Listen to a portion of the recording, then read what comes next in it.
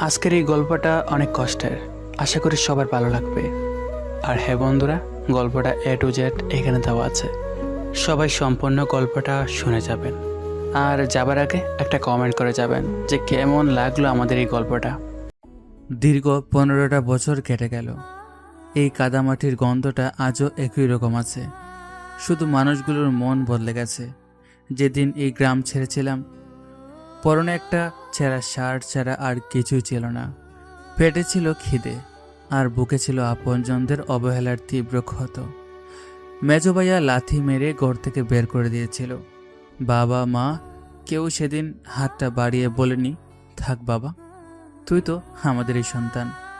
আজ 15 বছর পর যখন ফিরেছি, তখন আমি আর সেই অবহেলিত ঈশান নই।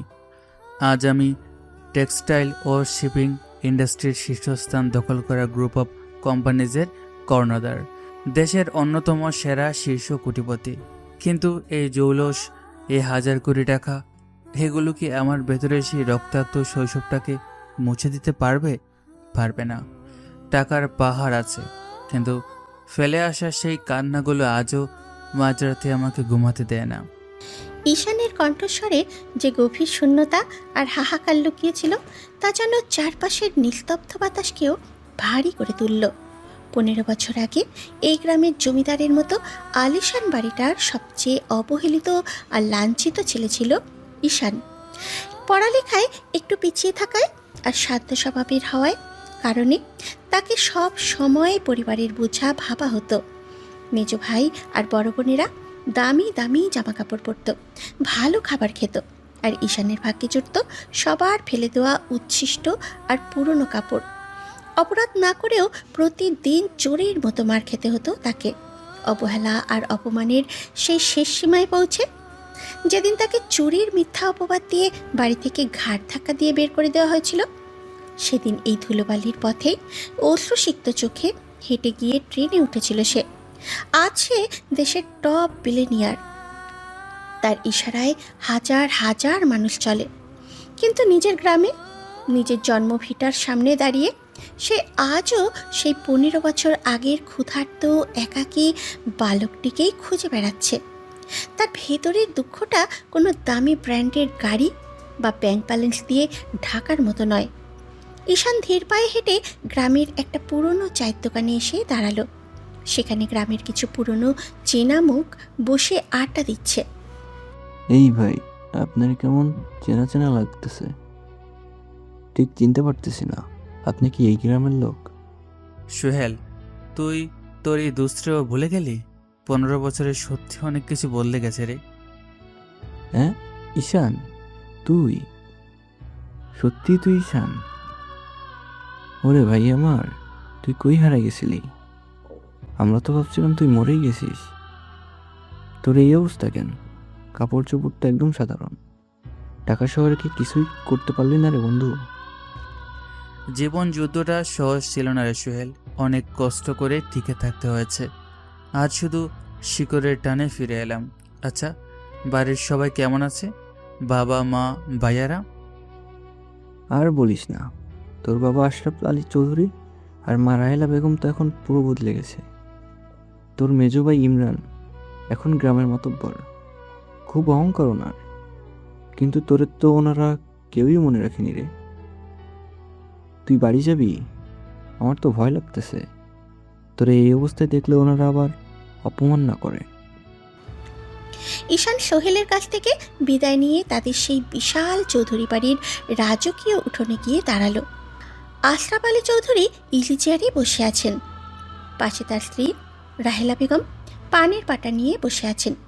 মেজ ছেলে ইমরান চৌধুরী দাপটের সাথে ফোনে কারোর সাথে কথা বলছে। হ্যাঁ শোনো, চৌধুরী বাড়ির ইজ্জতের ব্যাপার। আগামী সপ্তাহের মিটিং যেন কোনো ভুল না হয়। এলাকায় আমার চেয়ে বড় কোনো লোক আর কেউ নাই, এটা সবাইকে বুঝিয়ে দিতে হবে। ওগো, দেখো তো গেট দিয়ে কে ঢুকতেছে। হয়তো কোনো ভিখারি ময়লা একটা ব্যাগ হাতে নিয়ে বাড়ির ভিতরে চলে আসছে। কেটে ওটা, এই চৌধুরী বাড়িতে ভিক্ষা দেওয়া নিষেধ, বাইরে যাও। বাবা মা, আমি ঈশান, তোমাদের ছোট ছেলে। 15 বছর পর বাড়ি ফিরেছি। কি ঈশান, ওরে বাবা রে বাবা, 15 বছর পর আপদ আবার বিদায় হয়ে ফিরে এসেছে। তা কি মনে করে ঢাকা শহরে গিয়ে ভিক্ষে জোটে নাই, তাই আবার চৌধুরী বাড়ির সম্পত্তির ভাগ নিতে এসেছিস? তোর লজ্জা করে না? তুই আবার কেন আসলি রে? যেদিন তোর এই চুরির দায়ে বাড়ি থেকে বের করা হয়েছিল সেদিনই তো আমাদের জন্য তুই মরে গেছিস। এই ছেঁড়া কাপড়ে ভিখারিকে ঘরে তুললে গ্রামের মানুষ আমাদের দিকে আঙ্গুল তুলবে। মা, আমি কোনো সম্পত্তির ভাগ নিতে আসিনি, শুধু দেখতে এসেছিলাম 15 বছর পর তোমাদের মনটা একটু নরম হয়েছে কিনা। কিন্তু দেখছি তোমাদের কাছে মানুষের চেয়ে টাকার অহংকারটাই বড় হয়ে গেছে। বাবা, তুমিও কি কিছু বলবে না? ইমরান যা বলছে ঠিকই বলছে। আমাদের বড় ছেলে বিদেশে থাকে, মেজো ছেলে পুরো এলাকা চালায়। তার মতো একটা ব্যর্থ কুলাঙ্গার ছেলেকে ঘরে আশ্রয় দিয়ে আমি সমাজে মুখ পোড়াতে পারবো না। যেখানে ছিলি সেখানেই চলে যা। নিজের জন্মদাতা পিতামাতার মুখ থেকে এমন নির্মম কথা শুনে ঈশানের বুকটা ভেঙে চুরমার হয়ে যাচ্ছিল, কিন্তু সে নিজেকে সামলে নিল। সে দেখল রক্ত আর বংশের চেয়ে এই মানুষগুলোর কাছে বাহ্যিক জৌলুসটাই শেষ কথা। তারা ভাবছে ঈশান হয়তো কোনো রকমে দিনমজুর খেটে বেঁচে আছে, তাই তাকে আবার লাঞ্ছিত করে তাড়িয়ে দিতে চাইছে। কিন্তু তারা জানে না যে ছেলেকে তারা আজ ভিখারি বলে তাড়িয়ে দিচ্ছে, তার একটা সইয়ের উপরে পুরো দেশের অর্থনীতি ওঠানামা করে। ঈশানের পেছনে যে জগৎটা অপেক্ষা করছে তাই চৌধুরী বাড়ির কল্পনারও বাইরে। ঠিক তখনই চৌধুরী বাড়ির গেটের সামনে হুট করেই তীব্র শব্দে ব্রেক কষল 3টে কালো রঙের বিলাসবহুল প্রাডো গাড়ি। গাড়িগুলো থেকে স্যুট টাই পরা কয়েকজন বডিগার্ড এবং একজন বয়োবৃদ্ধ গম্ভীর ব্যক্তি নেমে এলেন। তিনি আর কেউ নন, ঈশানের পার্সোনাল সেক্রেটারি ও ম্যানেজার রফিক সাহেব। তিনি খুব ব্যস্ত ভঙ্গিতে হাতে আইপ্যাড আর ফাইল নিয়ে উঠোনে ঢুকলেন। স্যার স্যার, আপনি এখানে? আমরা পুরো জেলা খুঁজে বেড়াচ্ছি আপনাকে। আপনার সিকিউরিটি টিম পিছনে রাস্তার জ্যামে আটকে গিয়েছিল। এনারা কারা আর কাকে স্যার বলছেন? স্যার, ঢাকা থেকে মিনিস্ট্রি অফ কমার্স থেকে ফোন এসেছিল। আপনার নতুন যে 500 কোটি টাকার সিপোয়ার প্রজেক্টটা পাস হয়েছে, সেটার পেপারে আপনার জরুরি সই লাগবে। আজ রাতে জাপানে ক্লায়েন্টদের সাথে আপনার 5 স্টার হোটেলে ডিনার মিটিং আছে। আমাদের এখনই রওনা হতে হবে স্যার। আপনার প্রাইভেট হেলিকপ্টার রেডি করা হচ্ছে। হ্যাঁ, হেলিকপ্টার? কার প্রজেক্ট? কার কথা বলছেন আপনি? কেন আপনারা জানেন না? ইনি হলেন দেশের 1 নম্বর শিল্পপতি, এসআই গ্রুপ অফ ইন্ডাস্ট্রির ম্যানেজিং ডিরেক্টর এবং চেয়ারম্যান জনাব ঈশান চৌধুরী। আপনাদের এই প্রোগ্রামটা চাইলে উনি 1 মিনিটে কিনে নিতে পারেন। পুরো চৌধুরী পরিবার যেন বজ্রাহত হলো। ইমরান চৌধুরীর হাতের ফোনটা মাটিতে পড়ে গেল। রাহেলা বেগম নিজের কানকেও বিশ্বাস করতে পারছিলেন না, আর আশরাফ আলী চৌধুরী স্তব্ধ হয়ে দাঁড়িয়ে রইলেন। ঈশান তার হাতের ময়লা ব্যাগটা তুলে নিল এবং রফিক সাহেবের দেওয়া দামি রোদ চশমাটা চোখে পড়ল। কি হলো মেজো ভাইয়া, মুখটা এমন শুকিয়ে গেল কেন? বাবা মা, তোমরা তো ঠিক বলেছিলে এই চৌধুরী বাড়ির সম্পত্তির ভাগ নেওয়ার যোগ্যতা আমার নেই, কারণ তোমাদের এই পুরো সম্পত্তিটা কিনতে আমার একদিনের আয়ও খরচ হবে না। আমি এসেছিলাম তোমাদের একটু ভালোবাসা পেতে, কিন্তু তোমরা দিলে অবহেলা। ভালো থেকো তোমরা। রফিক সাহেব, গাড়ি স্টার্ট দিন।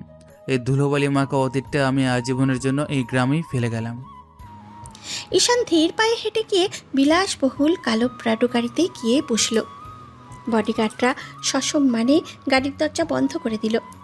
গাড়িগুলো ধুলো উড়িয়ে স্টার্ট নিল, আর পেছনে ধুলোর মাঝে স্তব্ধ, অনুতপ্ত আর হতভম্ব হয়ে দাঁড়িয়ে রইল ঈশানের পরিবার। চৌধুরী বাড়ির রাজকীয় গেট দিয়ে ধুলো উড়িয়ে যখন কালো রঙের প্রাডো গাড়িগুলো বেরিয়ে গেল, তখন পুরো উঠোন জুড়ে এক ভৌতিক নীরবতা নেমে এসেছে। ইমরান চৌধুরীর হাত থেকে দামি স্মার্টফোনটা মাটিতে পড়ে ডিসপ্লেটা ভেঙে চুরমার হয়ে গেছে, কিন্তু সেদিকে তার কোনো খেয়ালই নেই। আশরাফ আলী চৌধুরী ইজি চেয়ারের হাতলটা এমনভাবে চেপে ধরে আছেন যে তার হাতের রগগুলো ফুলে উঠেছে। রাহেলা বেগম কপালে হাত দিয়ে উঠোনের এক কোণায় ধপ করে বসে পড়েছেন। যে ছেলেকে তারা একটু আগে ভিখারি বলে লাথি মারতে বাকি রেখেছিল, সে নাকি দেশের শীর্ষ কোটিপতি, এসআই গ্রুপের চেয়ারম্যান। এই চরম সত্যটা যেন তাদের চেনা জগৎটাকে এক নিমেষে ওলটপালট করে দিল। কিন্তু গল্প এখানেই শেষ নয়। গ্রামের মেঠো পথ ধরে গাড়ি ছুটে চললেও ঈশানের চোখ দুটো তখনও জানলার বাইরে স্থির, আর তার মনে তখনও জ্বলছে এক চরম রহস্যের আগুন। রফিক সাহেব, গাড়িটা গ্রামের পুরনো বটতলার দিকে নিন। আমি জানি চৌধুরী বাড়ির মানুষগুলো এখন অনুতপ্ত হওয়ার চেয়ে বেশি ভয় পাচ্ছে, কিন্তু তারা জানে না আমি এই গ্রামে শুধু আমার ফেলে আসা অতীত দেখতে আসিনি। 15 বছর আগে আমাকে চুরির অপবাদ দিয়ে যে রাতে বের করে দেওয়া হয়েছিল, সেই রাতের একটা রহস্য আজও অমীমাংসিত রয়ে গেছে। রফিক সাহেব, আমি আপনাকে যে ফাইলটা রেডি করতে বলেছিলাম সেটার আপডেট কি? স্যার, আপনার নির্দেশ মতো আমাদের ইনভেস্টিগেশন টিম গত 3 মাস ধরে এই গ্রামে গোপনে কাজ করেছে। 15 বছর আগে আপনার মেজ ভাই ইমরান চৌধুরী যে আলমারি থেকে টাকা চুরির নাটক সাজিয়েছিল, তার পিছনে শুধু আপনাকে তাড়ানোর উদ্দেশ্য ছিল না, এর পিছনে জড়িয়ে আছে বিশাল এক ভূগর্ভস্থ সিন্ডিকেট আর এই চৌধুরী বাড়ির একটা গোপন দলিল, যা আপনার দাদা শুধু আপনার নামে লিখে দিয়ে গিয়েছিলেন। ইমরান চৌধুরী এবং আপনার বাবা সেই দলিলটা হাতিয়ে নেওয়ার জন্যই আপনাকে চোরের অপবাদ দিয়ে পুলিশে দেওয়ার ভয় দেখিয়ে তাড়িয়েছিল। আমার দাদা আমার নামে দলিল লিখে গিয়েছিলেন, অথচ আমাকে বলা হয়েছিল নাকি এই পরিবারের সবচেয়ে বড় বোঝা। রফিক সাহেব, গাড়ি থামান। বটতলার ওই অন্ধকার ছায়ায় কে দাঁড়িয়ে আছে দেখতে পাচ্ছেন? ওইটি আমার অতীত, আর ওখানেই লুকিয়ে আছে আমার আগামী ছাল। গাড়িটা এসে থামলো নিঝুম বটতলার পাশে। চারিদিকে ঝিঝি পোকার ডাক আর ঘুটঘুটে অন্ধকার। গাড়ি থেকে নেমে এলো ঈশান। তার পরনে এখন আর সেই ছেঁড়া শার্ট নেই। বডিগার্ডের বাড়িয়ে দেওয়া ব্ল্যাক ব্লেজারটা সে কাঁধে জড়িয়ে নিয়েছে।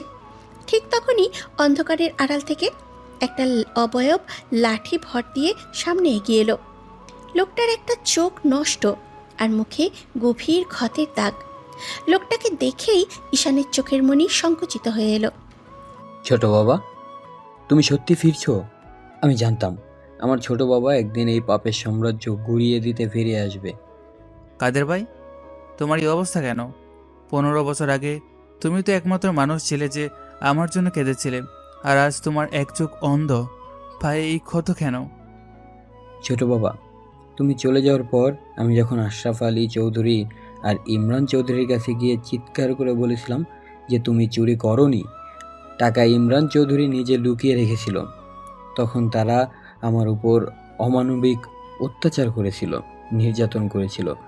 ইমরান চৌধুরী নিজের হাতে রড দিয়ে আমার চোখটা গালিয়ে দেয়, পাটা ভেঙে দেয়, যাতে আমি গ্রামের মানুষের কাছে মুখ না খুলতে পারি। শুধু তাই নয়, তোমার দাদার সেই আসল উইলটা তারা একটা লোহার লকারে ঢুকিয়ে রেখেছে, যা খুলতে একটা বিশেষ কোড লাগে। ইমরান চৌধুরী, আমার বিশ্বস্ত মানুষের উপর এই অত্যাচার। রফিক সাহেব, আজ রাতেই আমাদের অ্যাকশন শুরু হবে। ইমরান চৌধুরী ভেবেছে সেই এলাকার ডন, আর আমার বাবা ভেবেছেন তার ক্ষমতার দাপটে সবে অন্ধ। আমি তাদের এক রাতে ফকির বানাবো না, বরং তিলে তিলে তাদের সেই অহংকার চূর্ণ করব, যা দিয়ে তারা মানুষকে মানুষ মনে করতো না। কাদের ভাই, তুমি আজ থেকে আমার সাথে থাকবে। দেশের সেরা হাসপাতালে তোমার চোখের চিকিৎসা হবে। ঈশানের চোখের ভেতরের শান্ত ভাবটা এক নিমেষেই বিধ্বংসী ঝড়ে রূপ নিল। সে আর সেই দয়ালু ছেলেটি নেই যে অন্যায় সহ্য করে মুখ বুজে কেঁদেছিল। এখন সে একাধারে দেশের শীর্ষ ব্যবসায়ী এবং এক চরম প্রতিশোধপরায়ণ মস্তিষ্কের অধিকারী। গভীর রাতে যখন পুরো গ্রাম ঘুমে আচ্ছন্ন, তখন চৌধুরী বাড়ির ভেতরে চলছিল তীব্র উত্তেজনা আর ঝগড়া।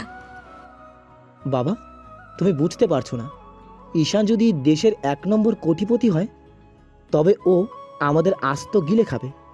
আজ বিকেলে ওর সিকিউরিটি যে প্রজেক্টের কথা বলল, সেই প্রজেক্টের জন্যই তো আমাদের পুরো জমিদারি এলাকায় সরকার অধিগ্রহণ করার নোটিশ পাঠিয়েছেন।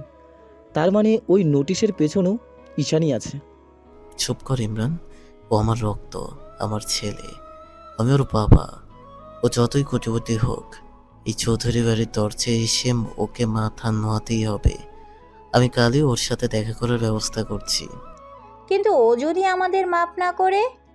ও যেভাবে আমাদের দিকে তাকিয়ে হাসলো, আমার বুকটা কাঁপছে ওগো। আমরা ওর উপর অনেক অন্যায় করেছি। মা, তুমি থামো তো। কিসের মাপ? ঈশান যদি এতই বড়লোক হয়ে থাকে তবে ওর পেছনে নিশ্চয়ই কোনো কালো হাত আছে। একলা একলা কেউ 15 বছরে দেশের টপ কোটিপতি হতে পারে না। আমি আজ রাতেই আমার শহরের চেনা গ্যাংস্টার মজিদকে ফোন করছি। ঈশানকে এই গ্রাম থেকে জ্যান্ত ফিরতে দেওয়া যাবে না। ও মরলে ওর সব সম্পত্তি এমনিতেও খবরের কাগজে আসবে যে ওর কোনো ওয়ারিশ নেই। তখন আমরাই হব সব কিছুর মালিক।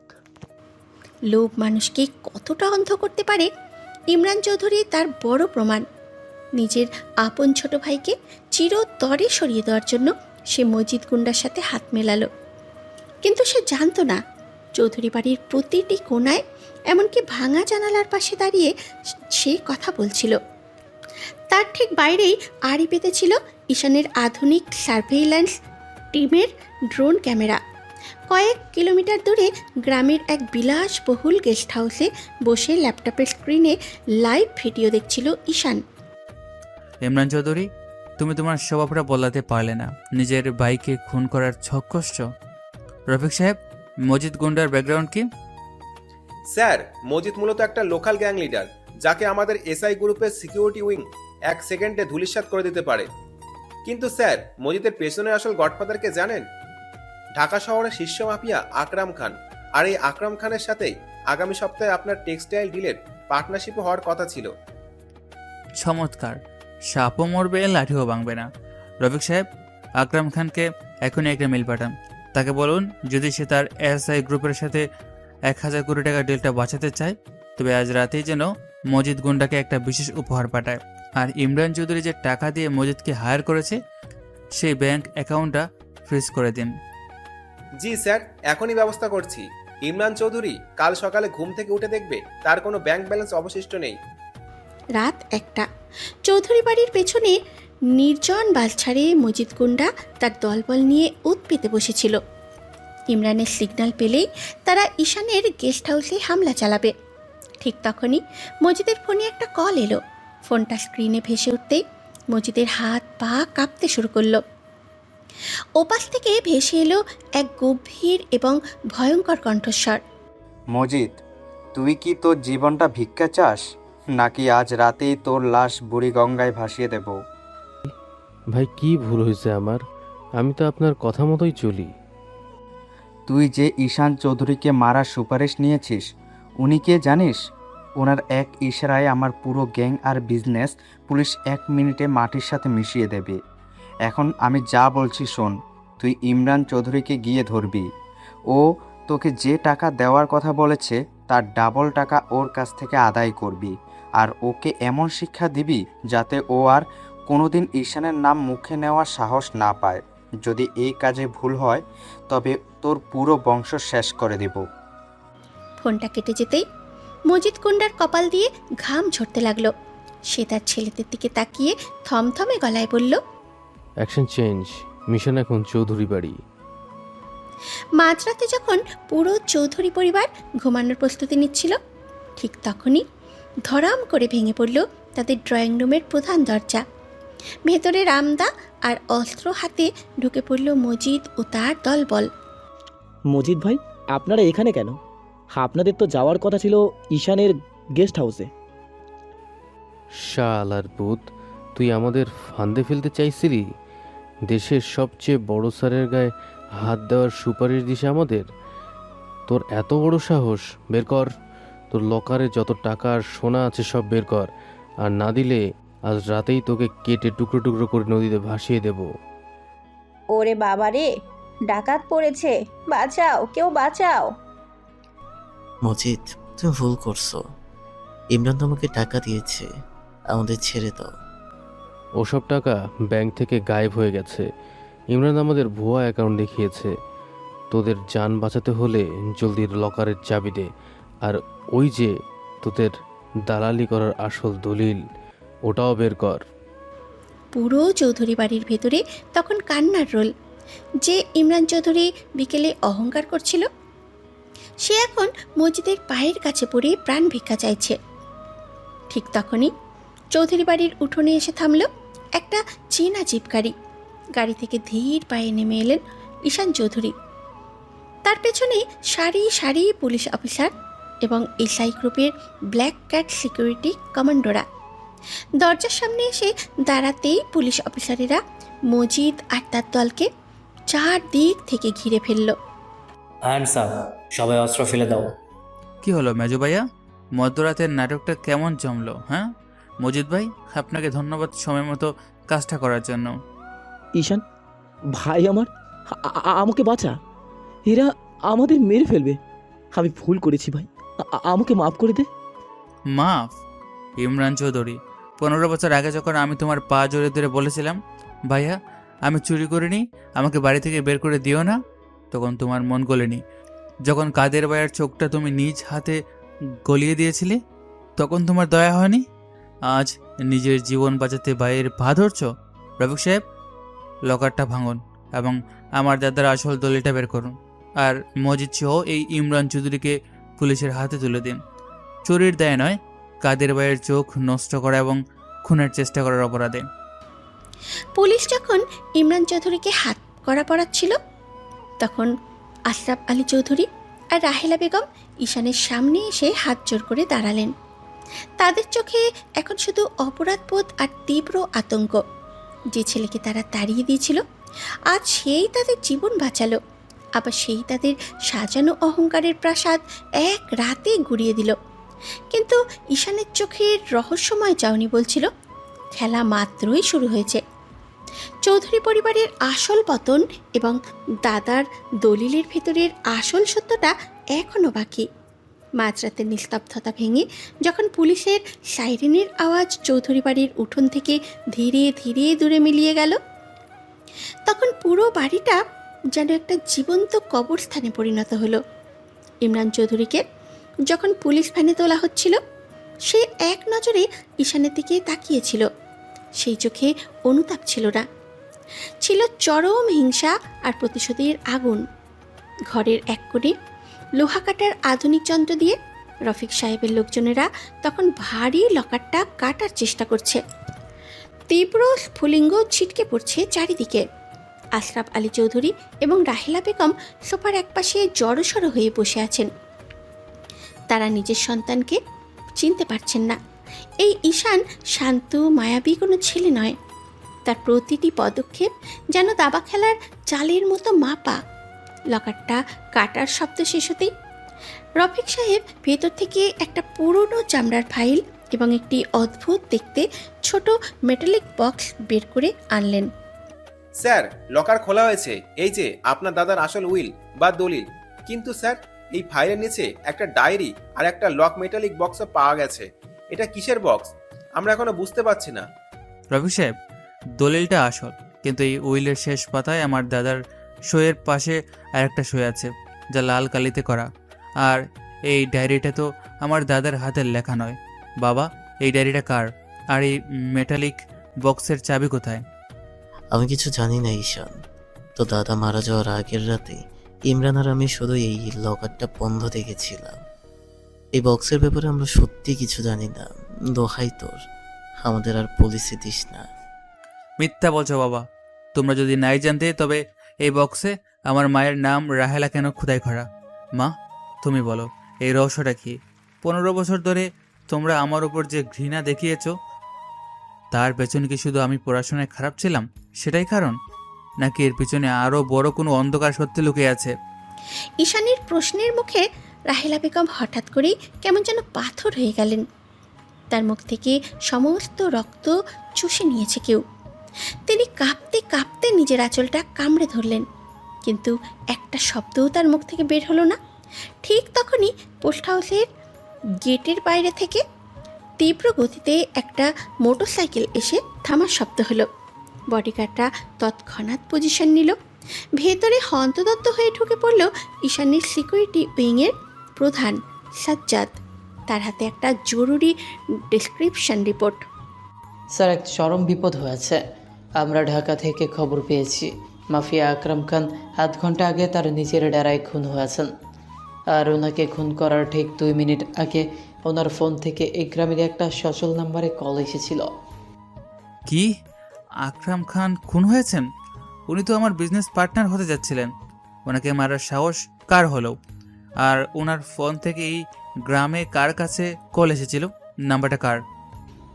স্যার, নাম্বারটা ট্রেস করে দেখা গেছে ওটা এই চৌধুরী বাড়িরই কোনো একটা সচল সিম কার্ডের নাম্বার, যা বর্তমানে এই ঘরের ভেতরে কোথাও অন আছে। সাজ্জাদের এই একটা কথায় ঘরের ভেতরের তাপমাত্রা যেন এক নিমেষে হিমাঙ্কে নেমে গেল। প্রত্যেকের দিকে সন্দেহের চোখে তাকাতে লাগলো। ইমরান তো পুলিশের হেফাজতে, মজিদ কুন্ডাও জেলে। তাহলে এই ঘরের ভেতরে আর কে আছে যে ঢাকা শহরের এত বড় মাফিয়াকে নিয়ন্ত্রণ করছিল এবং যার এক ইশারায় আকরম খানকে দুনিয়া থেকে সরিয়ে দেওয়া হলো? ঈশানের চোখ দুটো এবার ঘুরতে লাগলো আশরাফ আলী চৌধুরী আর রাহেলা বেগমের মুখের উপরে। কিন্তু ঠিক তখনই সেই মেটালিক বক্সের ভেতর থেকে একটা মৃদু বিপ বিপ শব্দ হতে শুরু করলো। বক্সের গায়ে থাকা একটা ছোট ডিজিটাল স্ক্রিন জ্বলে উঠল, যেখানে টাইম কাউন্টডাউন শুরু হয়েছে। 29, 28, 27। স্যার, এটা তো কোনো সাধারণ বক্স নয়, এটা একটা রিমোটলি অ্যাক্টিভেটেড টাইম বোম। কেউ একজন দূর থেকে সিগন্যাল পাঠিয়ে এই বক্সের টাইমার অন করে দিয়েছে। আমাদের এখনই এই বাড়ি থেকে বের হতে হবে স্যার। কেউ আমাদের এখান থেকে জ্যান্ত বের হতে দিতে চায় না। রফিক সাহেব, বাবা মাকে টেনে গাড়িতে তুলুন। সাজ্জাদ, ডায়েরি আর ফাইলটা নাও, জলদি। পুরো বাড়ি জুড়ে আতঙ্ক আর চিৎকারের রোল উঠল। বডিগার্ডরা আশরাফ আলী আর রাহেলা বেগমকে টেনে হিচড়ে উঠোনের দিকে নিয়ে গেল। ঈশান মেটালিক বক্সটার দিকে শেষবারের মতো তাকালো। টাইমার তখন দেখাচ্ছে 5, 4, 3। ঠিক সেই মুহূর্তে ঈশানের ফোনের স্ক্রিনে একটা অচেনা নম্বর থেকে টেক্সট ভেসে উঠল। মেসেজে লেখা, স্বাগতম ছোট ভাই, 15 বছর পর শিয়ালদহের বাঘখাঁচায় ঢুকেছে। খেলা তো আমি ঢাকা থেকে বসে খেলছি। ঈশান চোখ বড় বড় করে মেসেজটা পড়ল, আর ঠিক তখনই এক বিকট শব্দে চৌধুরী বাড়ির এক পাশ ধসে পড়ল। আগুনের লেলিহাল শিখা আকাশ ছুঁয়ে গেল। কিন্তু ঈশানের মাথায় তখন বোমার আঘাতের চেয়েও বড় ধাক্কা লেগেছে। মেসেজে লেখা ওই ছোট ভাই শব্দটা। তার বড় ভাই তো আমেরিকায় থাকে, তাহলে ঢাকা থেকে এই খেলা কে খেলছে? চৌধুরী বাড়ির সেই পুরনো দালানের এক পাশ যখন বিকট শব্দে ধসে পড়ল, তখন আগুনের লাল আভায় পুরো আকাশ যেন রক্তবর্ণ ধারণ করেছে। ধোঁয়ায় চারিদিক অন্ধকার। বডিগার্ডরা কোনো মতে আশরাফ আলী চৌধুরী আর রাহেলা বেগমকে টেনে নিয়ে গাড়ির ভেতরে ঢোকালো। ঈশান শেষ মুহূর্তে ঘর থেকে ছিটকে উঠোনে এসে পড়েছিল। তার হাতের মুঠোয় শক্ত করে ধরা সেই রহস্যময় ডায়েরি আর চামড়ার ফাইল। পিঠের দিকে সামান্য চোট লাগলেও সেদিকে তার বিন্দু মাত্র খেয়াল ছিল না। তার চোখের সামনে জ্বলছে তার চেনা শৈশবের শেষ চিহ্নটুকু। কিন্তু আগুনের সেই উত্তাপকেও হার মানাচ্ছিল তার ফোনের স্ক্রিনে ভেসে থাকা সেই মেসেজটা। স্বাগতম ছোট ভাই, 15 বছর পর শিয়ালদহের বাঘ খাঁচায় ঢুকেছে। খেলা তো আমি ঢাকা থেকে বসে খেলছি। ঈশান স্তব্ধ হয়ে দাঁড়িয়ে রইল। তার বড় ভাই রেদওয়ান চৌধুরী তো গত 7 বছর ধরে আমেরিকার টেক্সাসে স্থায়ী। তাহলে ঢাকা থেকে কে তাকে ছোট ভাই বলে মেসেজ পাঠালো? আর কেনই বা সে দাদাজানের পুরনো লকারে বোম সেট করে পুরো পরিবারকে উড়িয়ে দিতে চাইল? রফিক সাহেব, বাবা মাকে সুরক্ষিত কোনো জায়গায় নিয়ে যান। সাজ্জাদ, আমাদের ব্ল্যাক ক্যাট সিকিউরিটিকে অ্যালার্ট করো। এই হামলা কোনো সাধারণ লোকাল গুন্ডাদের কাজ নয়। যে ব্যাকগ্রাউন্ড থেকে এই নিখুঁত টাইমিংয়ে বোম ব্লাস্ট করা হয়েছে, তার পেছনে অন্তত পেশাদার কোনো হিট স্কোয়াড কাজ করছে। আর সবচেয়ে বড় কথা, আমার বড় ভাই রেদওয়ানের বর্তমান লোকেশন এখন ট্র্যাক করো। ও সত্যি আমেরিকায় আছে নাকি অন্য কোথাও? স্যার, আমি অলরেডি আমাদের সাইবার উইংকে ওনার পাসপোর্ট আর ট্রাভেল হিস্ট্রি চেক করতে বলেছি। কিন্তু স্যার, এই মুহূর্তে আমাদের এখানে থাকা একদম নিরাপদ নয়। পুলিশের বড় দল আসার আগেই আমাদের এই জায়গা ছাড়তে হবে, কারণ ধোয়ার আড়াল থেকে আমার মনে হচ্ছে কেউ আমাদের ওপর নজর রাখছে। নজর যারা রাখছে তাদের স্বীকার করার জন্যই রাখছে সাজ্জাদ। কিন্তু তারা জানে না ঈশান চৌধুরীকে খাঁচায় বন্দি করা অত সহজ নয়। গাড়ি স্টার্ট দাও, আমরা আমাদের সিক্রেট সেফ হাউসের দিকে যাব। আজ রাতেই এই ডায়েরির রহস্য আমাকে ভেদ করতেই হবে। 3টি কালো প্রাডো গাড়ি অত্যন্ত দ্রুত গতিতে গ্রামের ভাঙা মেঠো পথ ছেড়ে মেইন হাইওয়ের দিকে ছুটে চলল। পিছনের গাড়িতে আশরাফ আলী আর রাহেলা বেগম তখনও আতঙ্কে কাঁপছেন। ঈশান মাঝের গাড়িতে বসে ডায়েরির পাতাগুলো উল্টাতে লাগলো। ডায়েরির প্রথম কয়েকটা পাতা ছেঁড়া, কিন্তু মাঝের পাতাগুলোতে নিখুঁত ইংরাজি হরফে কিছু হিসাব আর কোড ল্যাঙ্গুয়েজ লেখা। হুট করেই ঈশানের চোখ আটকে গেল একটা চেনা নামের উপরে। নামটা আর কারোর নয়, স্বরাষ্ট্র মন্ত্রণালয়ের সাবেক এক শীর্ষ কর্মকর্তার, যিনি বছর ৫ আগে এক রহস্যময় সড়ক দুর্ঘটনায় মারা গিয়েছিলেন। তার নামের পাশে লেখা রয়েছে পেইড 50 মিলিয়ন। ঈশান বুঝতে পারল এই চৌধুরী পরিবার ওপর গ্রামীণ জমিদার হলেও এর ভেতরে লুকিয়েছিল আন্তর্জাতিক কোনো চোরাচালান বা বড় কোনো অপরাধ চক্রের গোপন লেনদেনের ইতিহাস। আর ঠিক তখনই হাইওয়ের একেবারে নির্জন অন্ধকারে অংশে এসে পৌঁছাতেই চারপাশে পরিবেশ থমথমে হয়ে উঠল। গভীর রাত, কুয়াশা আর অন্ধকারের মাঝে হুট করেই ঈশানের গাড়ির ড্রাইভার চিৎকার করে ব্রেক কষল। স্যার, সামনের রাস্তা ব্লক। ওটা কি ওটা?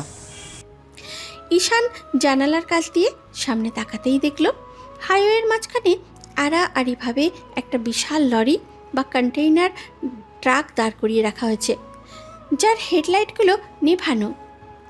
পেছনের গাড়ি দুটো সাথে সাথে ব্রেক কষল, কিন্তু কিছু বুঝে ওঠার আগেই রাস্তার দুপাশের জঙ্গল আর অন্ধকার থেকে হুট করেই সাইলেন্সার লাগানো স্বয়ংক্রিয় রাইফেল হাতে নিল কালো পোশাক পরা ৮-১০ জন মুখোশধারী শুটার বেরিয়ে এলো।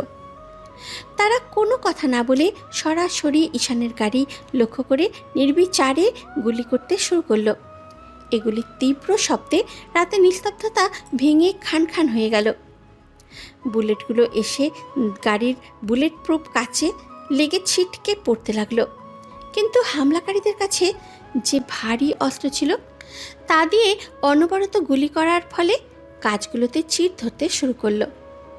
স্যার, ওরা আর্মার পিয়ার্সিং বুলেট ব্যবহার করছে। বুলেট প্রুফ কাজ বেশিক্ষণ টিকবে না। পজিশন নিন স্যার, নিচে ঝুঁকে পড়ুন। রফিক সাহেবকে বলো পেছনের গাড়ি ব্রেক করে বাবা মাকে নিয়ে পালাতে। সাজ্জাদ, পাল্টা গুলি চালাও। আমাদের বডিগার্ডদের বলো কাউন্টার অ্যাটাক করতে। ওদের একজনকেও অন্তত জ্যান্ত চাই। ঈশানের বডিগার্ডরা অত্যন্ত চটজলদি গাড়ি থেকে নেমে দরজার আড়ালে গিয়ে পাল্টা গুলি চালাতে শুরু করলো। হাইওয়ের মাঝখানে যেন একটা মিনি যুদ্ধক্ষেত্র তৈরি হয়ে গেল। চারিদিকে বুলেটের শীষ কাটার শব্দ, কাঁচ ভাঙার আওয়াজ আর বারুদের গন্ধ। হামলাকারীরা অত্যন্ত সুশিক্ষিত, তাদের এক একটা মুভমেন্ট বলছিল তারা নিখুঁত আর্মি ট্রেনিং প্রাপ্ত। ঈশান গাড়ির সিটের নিচে ডায়েরিটা লুকিয়ে রেখে নিজের পকেট থেকে একটা ছোট 9mm পিস্তল বের করলো। সে শুধু এসি রুমে বসে ব্যবসা করা কোটিপতি নয়, নিজের সাম্রাজ্য করতে গিয়ে তাকে অনেক অন্ধকার পথ পাড়ি দিতে হয়েছে। অস্ত্র চালানো তো সে খুব ভালো করেই জানে। ঠিক তখনই একটা বুলেট ঈশানের গাড়ির ডান পাশের কাঁচ পুরো ভেঙে ভেতরে ঢুকে গেল। ড্রাইভারের কাঁধে গুলি লাগায় সে স্টিয়ারিংয়ের উপরে গলে পড়ল। Sir, driver hit. আমাদের গাড়ি মুভ করার কোনো সুযোগ নেই। ওরা ডান দিক থেকে ঘিরে ধরছে। ভয় ফেলে চলবে না সাজ্জাদ, কাজ ভাঙো। আমি কভার দিচ্ছি, তুমি লেফট সাইড ক্লিয়ার করো। ঈশান এক ছটকায় গাড়ির দরজা সামান্য খুলে বাইরে থেকে লক্ষ্য করে পরপর 3টে শট করল। তার নিখুঁত নিশানায় একজন মুখোশধারী শুটার বুকে গুলি খেয়ে মাটিতে লুটিয়ে পড়ল, কিন্তু অপর দিক থেকে আসা একটি গ্রেনেড হুট করেই ঈশানের গাড়ির ঠিক নিচে এসে পড়ল। স্পার্কিং লাইট দেখেই সাজ্জাদ চিৎকার দিয়ে উঠল। স্যার, গ্রেনেড জ্যাম করুন স্যার। ঈশাদ আর সাজ্জাদ একসাথে গাড়ির বাম দিকের দরজা দিয়ে পিচ ঢালা রাস্তায় ড্রাইভ দিল। ঠিক পরের সেকেন্ডেই এক বিকট বিস্ফোরণে ঈশানের 4 কোটি টাকার প্রাডো গাড়িটি আগুনে দাউ দাউ করে জ্বলে উঠল। বিস্ফোরণের ধাক্কায় ঈশান রাস্তা থেকে ছিটকে পাশের খাদে গিয়ে পড়ল। তার মধ্যে মাথায় একটা পাগড়ির সাথে বাড়ি খেলো। চোখের সামনে সব কিছু ঝাপসা হয়ে আসতে লাগলো। কপাল বেয়ে গরম রক্ত নেমে আসছে। সে আবছা আলোয় দেখল দুজন কালো পোশাকধারী শুটার খাদের দিকে নেমে আসছে তার লাশ চিহ্নিত করার জন্য। ঈশান তার হাত নাড়ানোর চেষ্টা করলো, কিন্তু পিস্তলটা হাত থেকে ছিটকে অনেক দূরে পড়ে গেছে। তার মনে হলো আজই কি তবে তার শেষ দিন। ঠিক তখনই অন্ধকারের বুক চিরে তীব্র গতিতে আরও একটি অপরিচিত কালো এসইউভি গাড়ি হর্ন বাজাতে বাজাতে এসে হাজির হলো। সেই গাড়িগুলোতে থেকে ভারী অস্ত্রধারী একদল নতুন লোক নেমে হামলাকারীদের উপরে পেছন থেকে আক্রমণ করলো। আচমকা এই নতুন দলের আগমনে মুখোশধারী শুটাররা ভয় পেয়ে গেল। তাদের কয়েকজন মারা পড়ল, আর বাকিরা লরির পেছনে রাখা নিজেদের গাড়িতে উঠে দ্রুত পালিয়ে গেল। স্যার স্যার আপনি ঠিক আছেন? আপনার হেডকোয়ার্টার থেকে ব্যাকআপ নিয়ে আসতে আসতে একটু দেরি হয়ে গেল। স্যার চোখ খুলুন। সাজ্জাদ কোথায়? আর ডায়েরিটা? গাড়ি থেকে ডায়েরিটা বের করা হয়েছে। স্যার সাজ্জাদ ভাই পায়ে আঘাত পেয়েছেন, তবে উনি বেঁচে আছেন আর ডায়েরিটা সুরক্ষিতই আছে। বিস্ফোরণের আগেই ওটা ওনার হাতে ছিল। স্যার আপনাকে এখনই আমাদের ক্যাপিটাল হাসপাতালে নিয়ে যেতে হবে। আপনার কপাল থেকে অনেক রক্ত পড়ছে। না, কোনো হসপিটাল নয়, আমাকে প্রাইভেট ক্লিনিকে নিয়ে চলো, আর যেখানে কেউ আমার খোঁজ পাবে না। আর রবিন, যে শুটারটা আমার গুলিতে মারা গেছে, ওর পকেট চেক করো, ওর ট্যাটু বা কোনো আইডি কার্ড আছে কিনা দেখো। আমাকে জানতেই হবে এই নিখুঁত হামলার মাস্টার মাইন্ডকে। রবিন দ্রুত ঈশানের নির্দেশ পালন করলো। মৃত শুটারের শার্টের কলার টানতেই তার ঘাড়ের কাছে একটা বিশেষ নীল রঙের ঈগল পাখির স্ট্যাচু দেখা গেল। সেটা দেখা মাত্রই রবিনের মুখ শুকিয়ে গেল। সে ঈশানের কানের কাছে এসে ফিসফিস করে বলল, স্যার এরা লোকাল কেউ নয়, এটা black eagle international mercenary group. এদের হায়ার করতে হলে কোটি কোটি ডলার লাগে, আর এদের মূলত ব্যবহার করে ড্রাগ লর্ড আর বড় বড় মাফিয়ারা। ঈশান গাড়ির সিটে হেলান দিয়ে বসল। বডিগার্ডরা তার কপালে ব্যান্ডেজ বেঁধে দিচ্ছেন। ব্যথায় তার চোখ বন্ধ হয়ে আসছিল, কিন্তু তার মস্তিষ্ক তখনও সচল। International mercenary? তার মানে আমার দাদাজানের এই ডায়েরি আর দলিলে এমন কিছু আছে যে শুধু বাংলাদেশের কোনো ব্যবসা নয়, বরং আন্তর্জাতিক কোনো বড় সিন্ডিকেটের উপন্নতি। আর যে আমাকে মেসেজ পাঠিয়েছে সে আমার আপন ভাই রেদওয়ান নাও হতে পারে অন্য কেউ, যে রেদওয়ানের ফোন বা পরিচয় ব্যবহার করছে। রফিক সাহেব, আমার বাবা মা কোথায়? ওনারা সুরক্ষিত আছেন? জি স্যার, ওনাদের আমরা সেফ হাউসে পাঠিয়ে দিয়েছি। ওনারা অক্ষত আছেন, তবে চরম আতঙ্কে আছেন। স্যার আশরাফ আলী চৌধুরী ওপরে ওপরে যতই শক্ত হন না কেন, উনি ভেতরে অনেক কিছু লুকাচ্ছেন। আমি ওনাকে জোর করার ব্যবস্থা করছি। না, ওনাকে জেরা আমি করব, তবে এখন নয়।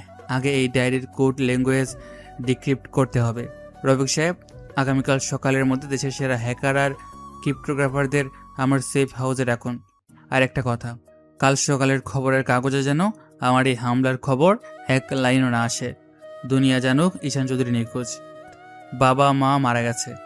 শিয়ালদহের বাঘ যদি খাঁচায় ঢুকে থাকে, তবে বাঘ এবার মরণ খামড় দেবে। গাড়িগুলো ধীর গতিতে ঢাকার উদ্দেশ্যে রওনা হলো। ভোরের আলো পড়তে আর মাত্র কয়েক ঘন্টা বাকি, কিন্তু ঈশানের জীবনের উপরে যে মেঘ জমেছে তা এই ভোরের আলোতেও কাটার নয়। একদিকে নিজের পরিবারের নির্মম অতীত, অন্যদিকে আন্তর্জাতিক খনিদের তারা। সব মিলিয়ে ঈশান চৌধুরী এখন এক অন্তহীন চক্রে বন্দী। ডায়েরির ভেতরের সেই লাল কালির সই কার? আর কে সেই অদৃশ্য বড় ভাই যে ঢাকা থেকে বসে এই মৃত্যুর খেলা নিয়ন্ত্রণ করছে?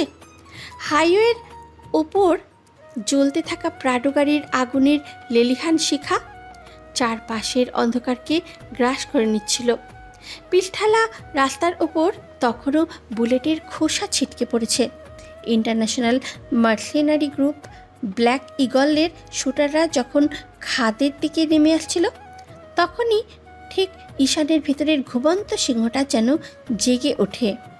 কপাল বেয়ে নামা তপ্ত রক্ত আর চোখ মুখকে আরও ভয়ঙ্কর করে তুলেছে। ছিটকে পড়া পিস্তলটা কুড়িয়ে নেওয়ার মতন সময় ছিল না। একদম তামিল সিনেমার অ্যাকশন হিরোদের মতো এক ঝটকায় মাটির উপরে রোল খেয়ে সোজা দাঁড়িয়ে গেল ঈশান। তার চোয়াল শক্ত, চোখেও এক প্রকারের অদ্ভুত হিংস্র ও মারকুটে ভাব।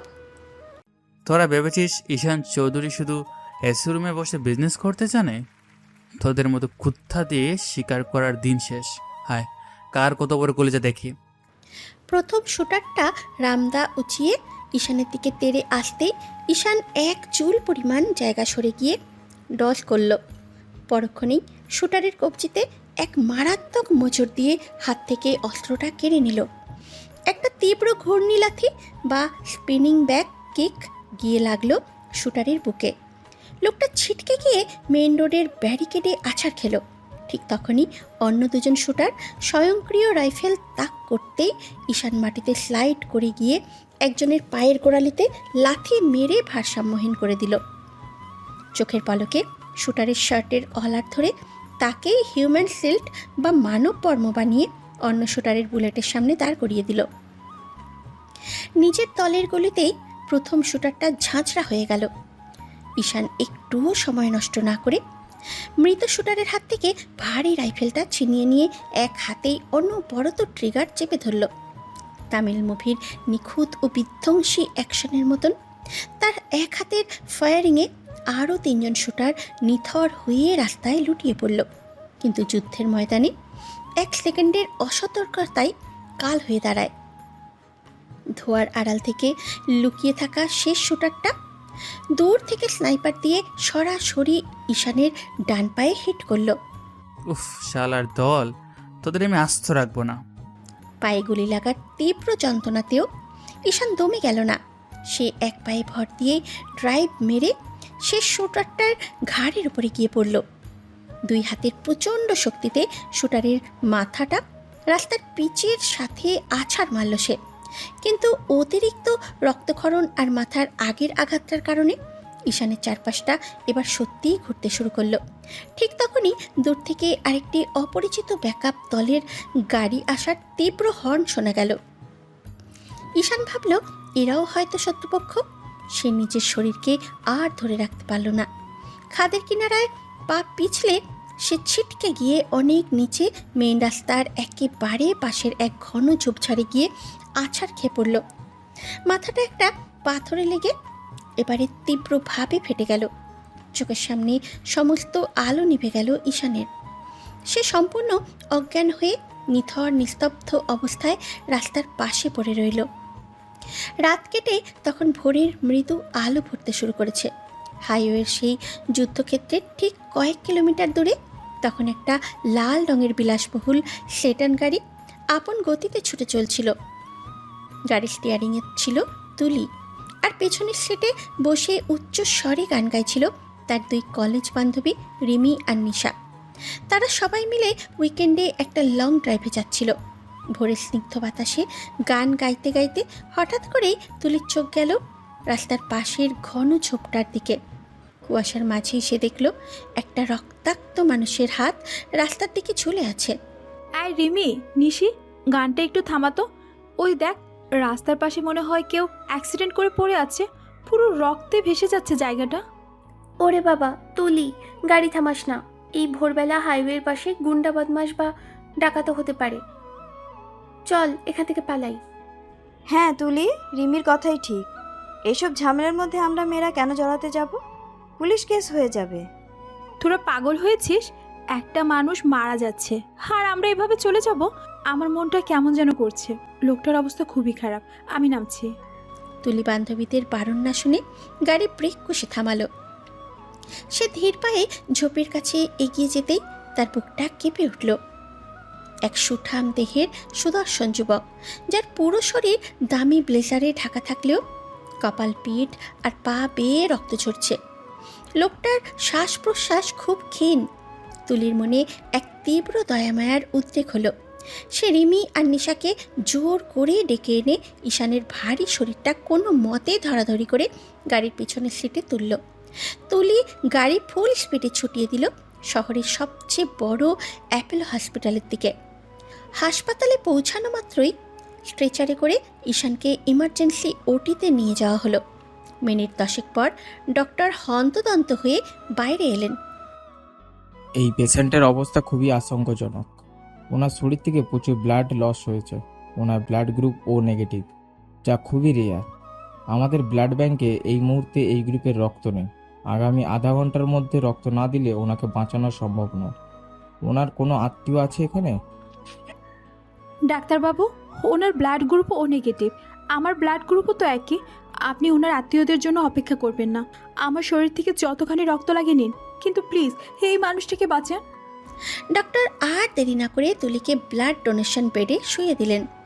নিজের শরীর থেকে ব্যাগ ভর্তি তাজা রক্ত দিয়ে তুলি ওটির বাইরে এসে ক্লান্ত হয়ে বসে রইল। কয়েক ঘন্টা পর ডক্টর এসে জানালেন পেশেন্ট এখন বিপদমুক্ত, রক্তের কারণেই তার প্রাণ বেঁচে গেছে।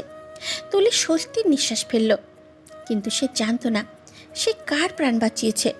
নিজের বান্ধবীদের তাড়াহুড়োয় আর পুলিশি ঝামেলায় ভয়ে তুলি কাউন্টারে নিজের নাম বা কোনো ফোন নাম্বার না রেখে ঈশানের চিকিৎসার প্রাথমিক খরচ মিটিয়ে দিয়ে সেখান থেকে চুপি চুপি চলে গেল। পরের দিন সকাল হাসপাতালের কেবিনে শুয়ে থাকা ঈশানের চোখ দুটো ধীরে ধীরে খুলল। মাথার তীব্র যন্ত্রণাটা তখনও আছে, কিন্তু তার শরীর এখন অনেক চাঙ্গা। সে দেখল তার কেবিনের চারপাশে আগলে দাঁড়িয়ে আছে রফিক সাহেব এবং তার পার্সোনাল বডিগার্ড দল। ঈশান উঠে বসার চেষ্টা করতেই রফিক সাহেব তাকে সাহায্য করলেন। রফিক সাহেব, আমি এখানে কিভাবে এলাম? সাজ্জাদ আর রবিন কি আমাকে উদ্ধার করেছিল? না স্যার, রবিন যখন ব্যাকআপ নিয়ে হাইওয়েতে পৌঁছায় ততক্ষণে হামলাকারীরা পালিয়েছিল আর আপনাকে সেখানে পাওয়া যায়নি। রবিন ভেবেছিল শত্রুরা আপনাকে কিডন্যাপ করেছে, কিন্তু স্যার আজ সকালে আমরা ট্রাক করে জানতে পারি এক অপূর্ব সুন্দরী সাধারণ মেয়ে আপনাকে মাঝরাতে হাইওয়ের পাশ থেকে উদ্ধার করে এই হাসপাতালে নিয়ে এসেছে। শুধু তাই নয় স্যার, আপনার রিয়ার গ্রুপের ব্লাড যখন কোথাও পাওয়া যাচ্ছিল না তখন সেই মেয়েটি নিজের রক্ত দিয়ে আপনার প্রাণ বাঁচিয়েছে। একটা মেয়ে যে নিজের রক্ত দিয়ে আমাকে বাঁচিয়েছে? রফিক সাহেব, সেই মেয়েটি কোথায়? ওনার নাম কি? আমি ওনার সাথে এখনই দেখা করতে চাই। স্যার, আমরা হাসপাতালে খোঁজ নিয়েছি, মেয়েটির কোনো নাম বা ঠিকানা কাউন্টারে লেখায়নি। বিল পে করে দিয়ে ওনার বান্ধবীদের সাথে চলে গেছে। সিসিটিভি ফুটেজে শুধু ওনার গাড়ির নাম্বার আর ওনার হালকা অবয়ব দেখা গেছে। ঈশান সোজা বিছানা থেকে নেমে দাঁড়িয়ে চোয়াল শক্ত করে বলে, যে মেয়ে নিজের জীবন বাজে রেখে হাইওয়ে থেকে আমাকে তুলে আনলো, নিজের রক্ত দিয়ে ঈশান চৌধুরীকে নতুন জীবন দিল, আমি ওনাকে এভাবে হারিয়ে যেতে দিতে পারি না। রফিক সাহেব, আমাদের সমস্ত আইটি টিম, হ্যাকার আর লোকাল সোর্স কাজে লাগান। সিসিটিভি ফুটেজ আর গাড়ির নাম্বার দিয়ে আগামী 24 ঘন্টার মধ্যে আমার সেই জীবনদাতাকে খুঁজে বের করুন। আমি নিজে ওনার সামনে গিয়ে দাঁড়াতে চাই। তুলিকে খোঁজার জন্য নিজের পুরো বাহিনীকে লাগিয়ে দিয়ে ঈশান এক মুহূর্তের জন্য জানালার বাইরে তাকালো। তার চোখে আবার সেই প্রতিশোধের আগুন জ্বলে উঠল। যে বা যারা তার উপরে এই ইন্টারন্যাশনাল মার্সেনারি দিয়ে হামলা করিয়েছে, তাদের শেষ না করা পর্যন্ত সে শান্ত হবে না। সে তার পকেট থেকে ফোনটা বের করলো, যা রফিক সাহেব সুরক্ষিত রেখেছিলেন। রফিক সাহেব, আমার উপর যে হামলা হয়েছে আর আমার পরিবারের পেছনে যে আসল সত্য, এটা তদন্ত সাধারণ কোনো টিম দিয়ে হবে না। বাংলাদেশ সরকারের ন্যাশনাল ইন্টেলিজেন্স বা পুরো গোয়েন্দা বিভাগকে এই কাজে ব্যাকডোর দিয়ে ইনভলভ করুন। স্বরাষ্ট্র মন্ত্রণালয়ের সেই ডায়েরির পাতাগুলো ওদের দিন। আমার জানতে হবে ঢাকা থেকে বসে আমার কোন বড় ভাই এই মাফিয়া নেটওয়ার্ক চালাচ্ছে। যে আমার রক্ত জড়িয়েছে তাকে আমি এমন শাস্তি দেব যা এই দেশের ইতিহাস মনে রাখবে। ঢাকা শহরের এক গোপন ও সুরক্ষিত সেফ হাউস এর সুবিশাল কাচের জানালার সামনে দাঁড়িয়েছিল ঈশান। বাইরে তখন ঝুম বৃষ্টি, কাচের গায়ে জলের ফোঁটাগুলো আছাড় খেয়ে পড়ছে। ঠিক যেমন গত কয়েকদিনে ঈশানের জীবনে একের পর এক রহস্য আছাড় খেয়ে পড়েছে। কপালে সাদা ব্যান্ডেজ, পরনে ব্ল্যাক সিল্কের নাইট গাউন, তার এক হাতে জ্বলন্ত কফি আর অন্য হাতটা জানালার কাছে ঠেকানো। তার চোখ দুটো শান্ত, কিন্তু মনের ভেতরে চলছে এক প্রলয়ঙ্করী ঝড়। সে কোনোভাবেই হিসাব মেলাতে পারছে না। একটা মানুষ যখন শূন্য থেকে শুরু করে দেশের শীর্ষ কোটিপতি হয়, তখন সে মনে করে পৃথিবীর সব পরিস্থিতি সে নিজের নিয়ন্ত্রণে রাখতে পারে।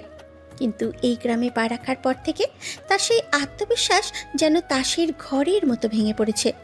সে যতই একটা সুতো টেনে রহস্যের জট ছাড়াতে চাইছে, ততই যেন এক অদৃশ্য মাকড়সার জালে আরও বেশি জড়িয়ে পড়ছে। কী হচ্ছে এসব আমার সাথে? আমি এসেছিলাম সামান্য প্রতিশোধ নিতে, মেজো ভাইয়ের অহংকার ভাঙতে, বাবা মায়ের অবহেলার জবাব দিতে। কিন্তু এখানে তো প্রতিটা মোড়ে মোড়ে মৃত্যু উত পেতে আছে।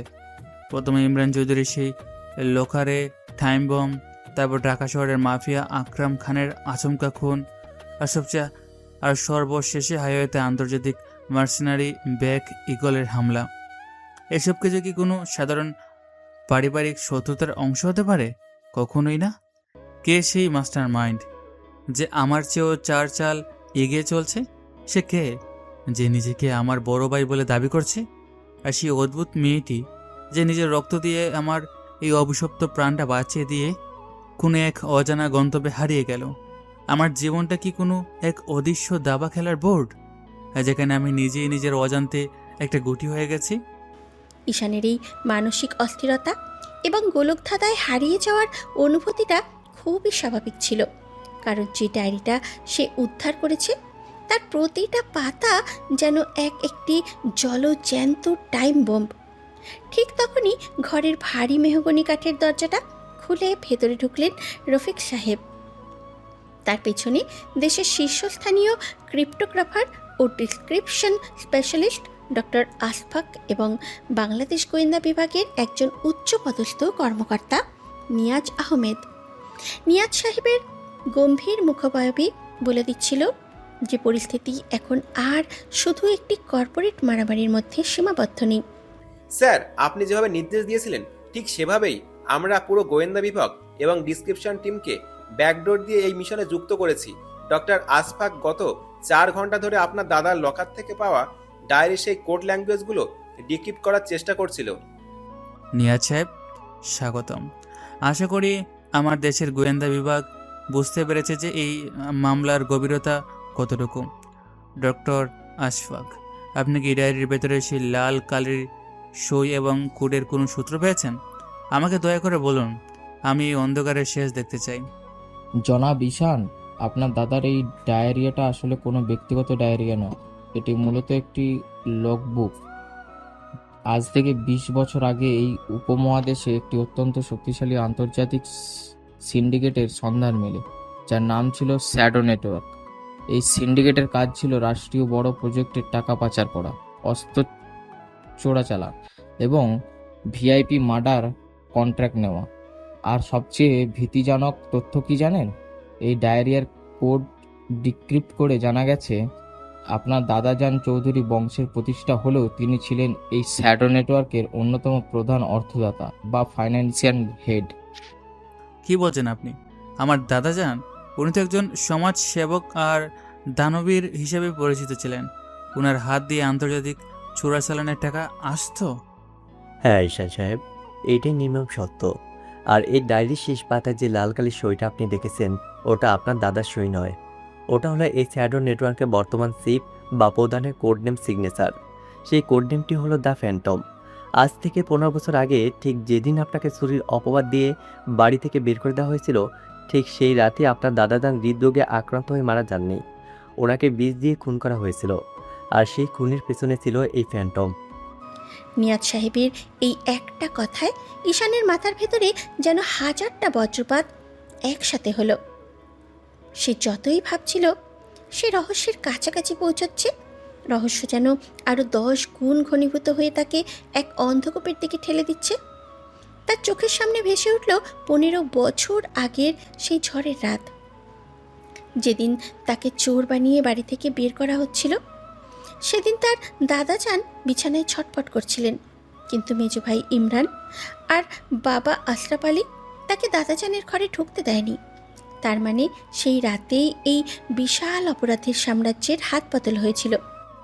তার মানে আমার মেজো ভাই আর বাবা এই ফ্যান্টমের হয়ে কাজ করছিল? কিন্তু নিয়েছে যে লোক আমাকে ফোনে মেসেজ পাঠালো ছোটো ভাই বলে, সে নিজেকে আমার বড় ভাই দাবি করছে। আমার বড় ভাই রেদওয়ান চৌধুরী তো আমেরিকায়, ও কি ফ্যান্টম? আমরা আমেরিকায় ইন্টেলিজেন্সের সাথে কথা বলেছি ঈশান সাহেব। এক চরম চমকপ্রদ তথ্য বের হয়ে এসেছে। আপনার বড় ভাই রেদওয়ান চৌধুরী গত 3 বছর ধরে আমেরিকার কোনো টেক্সাসে নেই। সে 3 বছর আগে ওখানকার নাগরিকত্ব ছেড়ে দিয়ে ছদ্মনামে বাংলাদেশে ফিরে এসেছে। আর ওনার বর্তমান যে ব্যাংকিং ট্রানজ্যাকশন এবং আইপি অ্যাড্রেস আমরা ট্র্যাক করেছি, তা সরাসরি ঢাকা শহরের মোস্ট ওয়ান্টেড ড্রাগ লর্ড আর ক্যাসিনো কিংদের আস্তানার সাথে যুক্ত। অর্থাৎ আপনাকে যে মেসেজ পাঠিয়েছে সে আপনার আপন বড় ভাই রেদওয়ান চৌধুরী হওয়ার সম্ভাবনাই 90%। নিজের পরিবার, নিজের রক্ত। একজন ভাই আমার জীবন ধ্বংস করার জন্য 15 বছর ধরে উদ পেতে আছে, আর একজন ভাই আমাকে মারার জন্য আন্তর্জাতিক খুনি বাড়া করছে।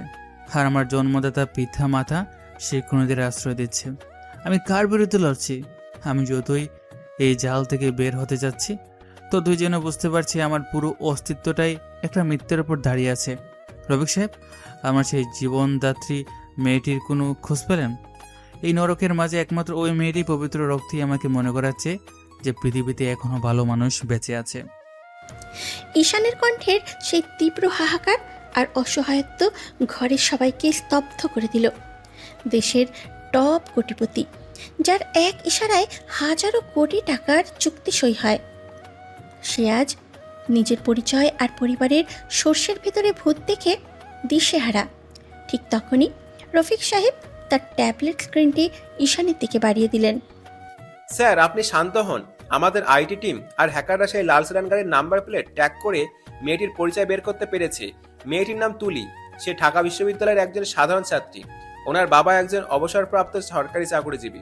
ওনারা অত্যন্ত সাধারণ এবং মধ্যবিত্ত পরিবার। এই দেখুন ওনার প্রোফাইল আর ছবি।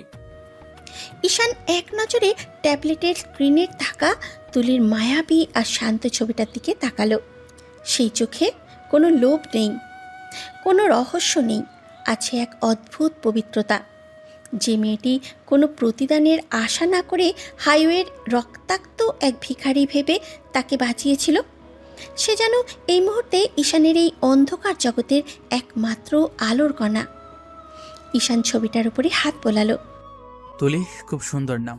রফিক সাহেব, এই মেয়েটির ওপর যেন কোনো আঁচ না আসে, কারণ আমার শত্রুরা যদি জানতে পারে যে এই মেয়েটির রক্ত আমার শরীরে বইছে, তবে ওরা তুলিকেও ছাড়বে না। আমাদের একটা টিমকে গোপনে তুলির সুরক্ষায় নিয়োজিত করুন। আর শুনুন, আমি এখনই তুলির সামনে যাব না। আগে এই ফ্যান্টম আর আমার তথাকথিত বড় ভাই রেদওয়ানের খেলাটা শেষ করতে হবে। নিয়াজ সাহেব, গোয়েন্দা বিভাগকে বলুন রেদওয়ানের ঢাকার আস্তানায় রেড দিতে। আমি নিজে সেই অপারেশনে যাব। ঈশান সাহেব, রেদওয়ান চৌধুরীকে ধরা এত সহজ হবে না। সে জানতে পেরে গেছে যে আপনি বেঁচে আছেন এবং হাসপাতালে আছেন। আমাদের সোর্স বলছে সে আজ রাতেই ঢাকা ছাড়া প্ল্যান করছে। আমাদের হাতে সময় খুব কম। সে ঢাকা ছাড়বে? ঈশান চৌধুরী বেঁচে থাকতে এই দেশের সীমানা পার হওয়ার ক্ষমতা ওর নেই। রফিক সাহেব, আমার ব্ল্যাক সুটা বের করুন। অনেক তো হলো ডিফেন্সিভ খেলা, এবার বাঘ খাঁচা থেকে বের হবে। আমার ভাইকে বুঝিয়ে দিতে হবে যে 15 বছর আগের অবহেলিত ছোট ছেলেটি আজ শুধু কোটিপতি নয়, সে এই শহরের নতুন ডন। ঈশান যখন তার ব্লেজারটা পরে গাড়ির চাবির দিকে হাত বাড়ালো, তখন বাইরে বৃষ্টির বেগ আরও বেড়ে গেছে। মেঘের তীব্র গর্জনে যেন কেঁপে উঠল পুরো শহর। একদিকে তুলি সেই নিঃস্বার্থ ভালোবাসার টান, অন্যদিকে নিজের বড় ভাইয়ের পেতে রাখা মৃত্যুর জাল, আর দাদাজানের শ্যাডো নেটওয়ার্কের অন্ধকার ইতিহাস। সব মিলিয়ে ঈশান চৌধুরী এখন এক মহাযুদ্ধের মুখোমুখি। ঝুম বৃষ্টির রাতে রাজপথ কাঁপিয়ে ছুটে চলল 4টে কালো রঙের বুলেট প্রুফ এসইউভি। মাঝের গাড়িতে পাথরের মতন শক্ত মুখে বসেছিল ঈশান। তার পরনে ব্ল্যাক স্যুট, চোখে এক বিন্দুও ঘুম নেই। গোয়েন্দা বিভাগের দেওয়া তথ্য অনুযায়ী ঢাকার গুলশানের একটি পরিত্যক্ত আন্ডারগ্রাউন্ড ক্যাসিনো ডেরা থেকেই রেদওয়ান চৌধুরী তার শেষ চাল চালার প্রস্তুতি নিচ্ছে। ঈশানের ডান পায়ে এখনও পট্টি বাঁধা, কিন্তু ক্ষতের যন্ত্রণাকে ছাপিয়ে তার মাথায় তখন ঘুরছে প্রতিশোধের তীব্র নেশা। গাড়িগুলো যখন নির্দিষ্ট লোকেশনের কাছাকাছি এসে থামল, তখন চারপাশটা একেবারেই থমথমে। নিয়াজ সাহেবের কমান্ডোরা চারিদিক থেকে ক্যাসিনো বিল্ডিংটা ঘিরে ফেলল। নিয়াজ সাহেব, আপনাদের টিম শুধু বাইরের ব্যাকআপ সামলাবে, ভেতরে আমি আর আমার পার্সোনাল সিকিউরিটি ফোর্স ঢুকবো। 15 বছর পর বড় ভাইয়ের মুখোমুখি হতে যাচ্ছি, এই হিসাবটা বাইয়ে বাইয়ে চুকানো ভালো। ঈশান সাহেব, ভেতরে কিন্তু ভারী অস্ত্রধারী অপরাধীরা থাকতে পারে, একা যা বোকামি হবে। রেদন চৌধুরী অত্যন্ত দ্রুত লোক। দ্রুতদের কিভাবে সোজা করতে হয় তাই 15 বছর আমি খুব ভালো করে শিখেছি। নিয়াজ সাহেব, রবিন, সাজ্জাদ, পজিশন নাও, দরজা ভাঙো। 1 সেকেন্ডের মধ্যে ঈশানের বডিগার্ডরা ক্যাসিনোর পেছনের লোহার গেটটা ব্লাস্ট করে ভেতরে ঢুকে পড়ল। চারদিকের নিয়ন লাইটের আবছা আলো আর ধোঁয়ার মাঝেই হুট করে বেশ কয়েকজন সশস্ত্র পাহারাদার গুলি চালাতে শুরু করলো। কিন্তু ঈশান এবার আর ডিফেন্স করার মুডে ছিল না। সে এক হাতে অটোমেটিক শটগান নিয়ে সোজা কাউন্টার ফায়ারিং শুরু করলো। নিখুঁত নিশানায় একের পর এক পাহারাদার মাটিতে লুটিয়ে পড়তে লাগলো। ঈশান একটা বড় পিলারের আড়াল নিয়ে শরীরটাকে ঘুরিয়ে পেছনের 2 শুটারকে স্পট ডেট করে দিল। তার প্রতিটি মুভমেন্ট ছিল বাঘের মতো ক্ষিপ্র। রেদওয়ান, তুই নিজেকে ফ্যান্টম ভাবিস তো? লুকিয়ে না থেকে সামনে আয়। তোর ছোট ভাই আজ তোকে তোর নিজের ডেরায় এসে চ্যালেঞ্জ করছে। ক্যাসিনোর ভেতরের বিশাল হলরুম পেরিয়ে ঈশান যখন ভিআইপি লাউঞ্জের দরজার সামনে এসে দাঁড়ালো, তখন চারপাশ নীরব। সে লাথি মেরে দরজাটা খুলতেই দেখল ঘরের মাঝখানে একটা দামি চামড়ার চেয়ারে পিঠ ফিরিয়ে একজন লোক বসে আছে। লোকটার হাতে একটা জ্বলন্ত চুরুট আর টেবিলে রাখা একটা সচল ল্যাপটপ। ঈশান শটগানটা সোজা লোকটার মাথার পেছনে তাক করল। খেলা শেষ রেদওয়ান ভাইয়া, অনেক দিন তো আমেরিকার নাম করে মাফিয়ার নেটওয়ার্ক চালালে, এবার হাত দুটো উপরে তোলো। চেয়ারটা ধীর পায়ে ঘুরে গেল, কিন্তু চেয়ারে বসা লোকটার মুখ দেখা মাত্রই ঈশানের হাতের শটগানটা সামান্য কেঁপে উঠল। কারণ এই লোকটা রেদওয়ান চৌধুরী নয়, লোকটা হলো ঈশানের বড় বোন জামাই আরিফ রহমান, যাকে সবাই একজন সাধারণ সরকারি ব্যাংকের কর্মকর্তা হিসাবে জানত। আরিফের মুখে তখন এক পৈশাচিক ও কুৎসিত হাসি। কিরে ছোট শালক, বড় ভাইকে খুঁজতে এসেছিস? দুলো ভাইকে দেখে চমকে গেলি? তুই ভাবছিস তোর মেজো ভাই ইমরান তোকে হিংসা করে, তোর বাবা তোকে অবহেলা করে, কিন্তু তুই জানতিস না এই চৌধুরী বাড়ির আসল ফ্যান্টম আমি। রেদওয়ানের ফোন, তার পাসপোর্ট, তার আইপি অ্যাড্রেস সব কিছু ব্যবহার করে আমি তোকে বোকা বানিয়েছি। আরিফ ভাই, আপনি আপনি আমার দাদাজানকে বিষ খাইয়ে মেরেছিলেন? এই শেডু নেটওয়ার্ক আপনি চালাচ্ছেন? তোর দাদাজান যখন এই বিশাল সম্পত্তির উইল তোর নামে করতে চাইলেন, তখন আমি ইমরান আর তোর বাবাকে উস্কে দিয়ে তোকে চোর বানালাম। তুই তো চলে গেলি, কিন্তু বুড়ো তা উইল বদলাচ্ছিল না, তাই ওনাকে দুনিয়া থেকে সরিয়ে দিতে হলো। আর আজ তুই যখন 1000 কোটি টাকার মালিক হয়ে ফিরেছিস, তখন ভাবলাম তোকে মেরে এই সম্পত্তি যদি তোর পরিবারের নামে আসে, তবে পরোক্ষভাবে সব তো আমারই হবে। লোভ মানুষকে কতটা নিচে নামাতে পারে আপনি তার প্রমাণ। কিন্তু আরিফ ভাই, আপনি একটা মাস্তান বড় ভুল করে ফেলেছেন। আপনি ভেবেছেন আমি এখানে কোনো প্রমাণ ছাড়া এসেছি। আপনার এই পুরো স্বীকারোক্তি এখন লাইভ রেকর্ড হচ্ছে গোয়েন্দা বিভাগের হেডকোয়ার্টারে। রেকর্ড হয়ে কি হবে ঈশান? তুই কি ভেবেছিস আমি তোকে এখান থেকে জ্যান্ত বের হতে দিব? এই টেবিলের নিচে যে সুইচ আছে ওটা প্রেস করলেই পুরো বিল্ডিং বাতাসে উড়ে যাবে, তুই আর আমি একসাথে মরবো। আরিফ যখনই টেবিলের নিচের সুইচের দিকে হাত বাড়াতে গেল, ঠিক তখনই ঘরের কাচের ছাদ ভেঙে দড়ি বেয়ে নিচে নেমে এলো সাজ্জাদ ও তার কমান্ডো দল। আরিফের হাতটা সুইচে পৌঁছানোর আগে সাজ্জাদ তার হাতে একটা নিখুঁত শট করল। চিৎকার করে মাটিতে পড়ে গেল আরিফ। তার হাত থেকে চুরুটটা ছিটকে পড়ল। পুলিশ অফিসার নিয়াজ আহমেদ দলবল নিয়ে ঘরে ঢুকে আরিফকে হাতকড়া পরালেন। আরিফ রহমান, আন্তর্জাতিক অপরাধ চক্র পরিচালনা, খুন এবং রাষ্ট্রীয় সম্পদ চুরির দায়ে আপনাকে গ্রেপ্তার করা হলো। ঈশান সাহেব, আপনি ঠিক আছেন? আমি ঠিক আছি নিয়াজ সাহেব, তবে আমার ভেতরের একটা বড় ক্ষত আজ উপড়ে গেল। যে পরিবারকে আমি নিজের ভাবতাম, তার প্রতিটা মানুষ বিষাক্ত সাপের মতো আমাকে খুবলে খেতে চেয়েছে। রবি সাহেব, আরিফের সব অ্যাকাউন্ট আর শেডু নেটওয়ার্কের লকারগুলো সিল করার ব্যবস্থা করুন। জি স্যার, সব ব্যবস্থা হচ্ছে। কিন্তু স্যার, আমাদের আইটি উইং থেকে একটা জরুরি মেসেজ এসেছে। আমরা যখন এই অপারেশনে চালাচ্ছিলাম, তখন ওই শ্যাডো নেটওয়ার্কের একটা স্লিপার সেল জানতে পেরেছে যে আপনি তুলি নামের একটি মেয়ের খোঁজ করছেন। ওরা তুলির ক্ষতি করার জন্য অলরেডি ওনার বাড়ির দিকে রওনা হয়েছে। রফিক সাহেবের এই কথাটা শোনা মাত্রই ঈশানের গায়ে রক্ত হিম হয়ে গেল। যে মেয়েটি নিজের রক্ত দিয়ে তার প্রাণ বাঁচালো, সে আজ তার এই নোংরা অতীতের কারণে বিপদে পড়তে যাচ্ছে। ঈশান এক মুহূর্ত সময় নষ্ট না করে শটগানটা ফেলে দিয়ে মেইন গেটের দিকে দৌড় দিল। রফিক সাহেব, আমার গাড়ি বের করো। তুলে যদি কোনো ক্ষতি হয় তবে আমি পুরো শহর জ্বালিয়ে দেব। ও আমার জীবনদাত্রী, ওনাকে আমি কিছুতেই এই নরকের আগুনে পড়তে দিতে পারবো না। ঈশানের গাড়িগুলো তীব্র গতিতে এবার ছুটল তুলির বাসাবাড়ির উদ্দেশ্যে।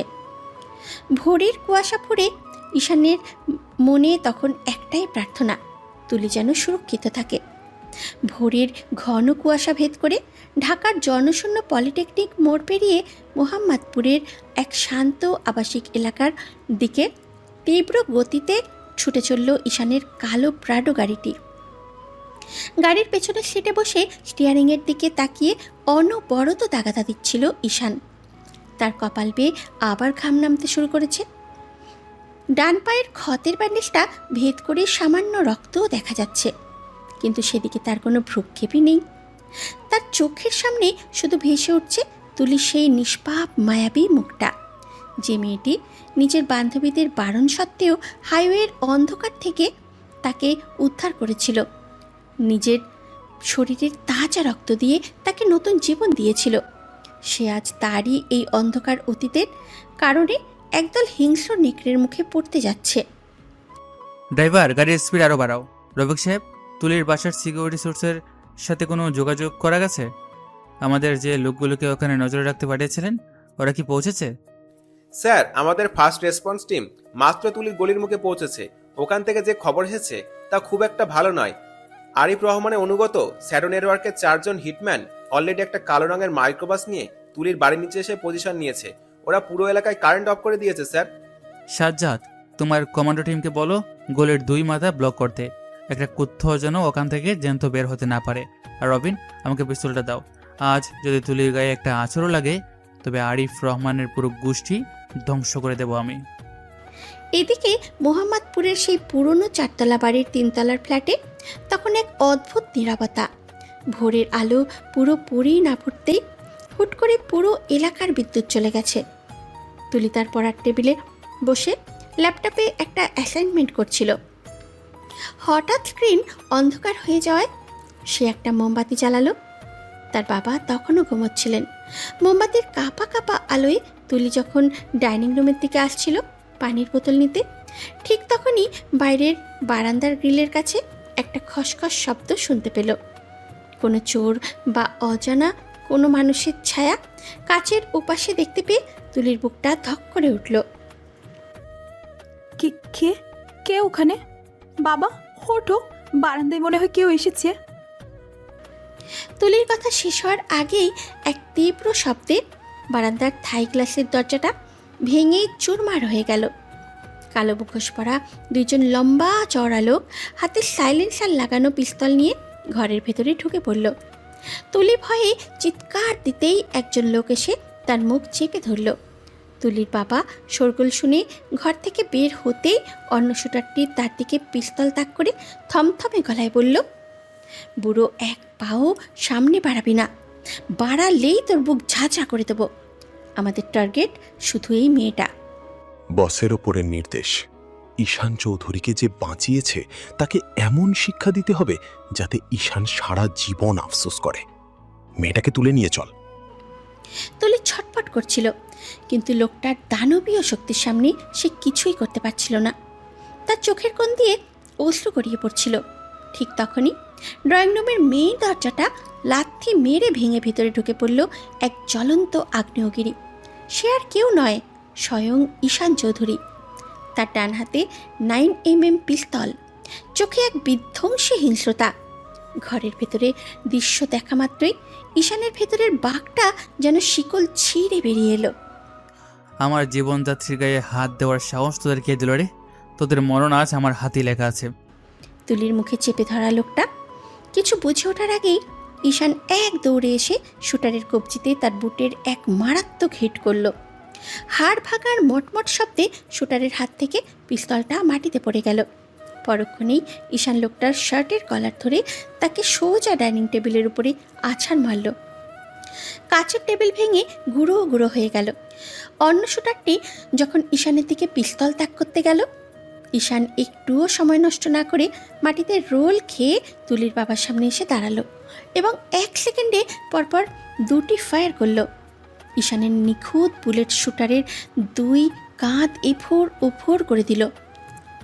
লোকটা চিৎকার করে মাটিতে লুটিয়ে পড়ল। বাইরে ততক্ষণে সাজ্জাদ আর রবিনের কমান্ডোরা বাকি 2 হিটম্যানকে ধরে ফেলেছে। ঘরের ভেতরের হুলস্থুল আর গুলির আওয়াজ থামতেই পুরো ঘর জুড়ে এক নিস্তব্ধতা নেমে এলো। তুলি মোমবাতির আলো আর জানালার আবছা আলোয় ভালো করে তাকালো ঈশানের দিকে। কপালে সাদা ব্যান্ডেজ, চোখে তীব্র রাগ, আর তার দিকে তাকানোর পর সেই রাগ নিমেষেই এক অদ্ভুত মায়ায় রূপ নিয়েছে। তুলি চিনতে পারল এই তো সেই হাইওয়ের রক্তাক্ত যুবকটা যাকে সে নিজের রক্ত দিয়ে বাঁচিয়েছিল। আপনি আপনি সেই লোকটা যাকে আমি হাসপাতালে, কিন্তু এরা কারা আর আপনি এখানে কিভাবে এলেন? হ্যাঁ তুলি, আমি সেই অভিশপ্ত মানুষ যাকে আপনি নিজের রক্ত দিয়ে নতুন জীবন দিয়েছিলেন। আমার নাম ঈশান চৌধুরী। আমার এই নাম আর আমার পেছনের অন্ধকার অতীত আজ আপনার জীবনকে বিপন্ন করে তুলেছিল। আমাকে মাফ করে দেবেন তুলি, আমি আপনার এই ঋণ কোনোদিনও শোধ করতে পারবো না। ঈশান চৌধুরী, দেশের সেই বিখ্যাত শিল্পপতি, আপনি আপনি এত বড়লোক হয়েও কেন এভাবে শত্রুদের পেছনে ঘুরে বেড়াচ্ছেন? আর এরা কেন আমাকে মারতে চাইলো? কারণ আমার নিজের পরিবার, আমার নিজের রক্ত আমার সাথে বিশ্বাসঘাতকতা করেছে। কিন্তু আজ আমি আপনাকে কথা দিচ্ছি তুলি, আজ থেকে আপনার আর আপনার পরিবারের সুরক্ষার দায়িত্ব আমার। আমার পুরো সিকিউরিটি টিম এই বাড়ির চারপাশে থাকবে। আপনার একটা চুলে আঁচড় কাটার ক্ষমতাও এই দেশের কোনো অপরাধীর নেই। তুলি স্তব্ধ হয়ে ঈশানের দিকে তাকিয়ে রইল। যে মানুষটাকে সে সাধারণ ভেবে বাঁচিয়েছিল, সে যে এত বড় এক সাম্রাজ্যের মালিক এবং তার সুরক্ষার জন্য নিজের জীবন বাজি রেখে এইভাবে ছুটে আসতে পারে, তা তুলির কল্পনারও বাইরে ছিল। ঠিক তখনই নিয়াজ সাহেব গোয়েন্দা দল নিয়ে ঢুকলেন এবং আহত শুটারদের নিজেদের হেফাজতে নিলেন। রফিক সাহেব এসে ঈশানের পাশে দাঁড়ালেন। স্যার, আরিফ রহমানের শ্যাডো নেটওয়ার্কের শেষ আস্তানা আমরা গুড়িয়ে দিয়েছি। গ্রামে চৌধুরী বাড়ির বাবা আশরাফ আলী আর মা রাহেলা বেগম এখন সম্পূর্ণ একা এবং ওনারা ঢাকার উদ্দেশ্যে রওনা হয়েছেন আপনার সাথে দেখা করার জন্য। ওনারা নাকি শেষবারের মতো আপনার কাছে ক্ষমা চাইতে চান। ক্ষমা? যে মা বাবা নিজের সন্তানকে 15 বছর অবহেলা করে খুনিদের হাতে তুলে দিতে পেরেছে, তাদের ক্ষমা করার মতো বড় মন আমার নেই রফিক সাহেব। তবে চৌধুরী বংশের শেষ হিসাবটা আমি মেলাবো। তুলি, আপনি সাবধানে থাকবেন। আমি আবারও আসবো, শুধু আপনাকে ধন্যবাদ দিতে নয়, আমার এই নতুন জীবনের প্রতিটি ক্ষণ আপনার নামে উৎসর্গ করতে।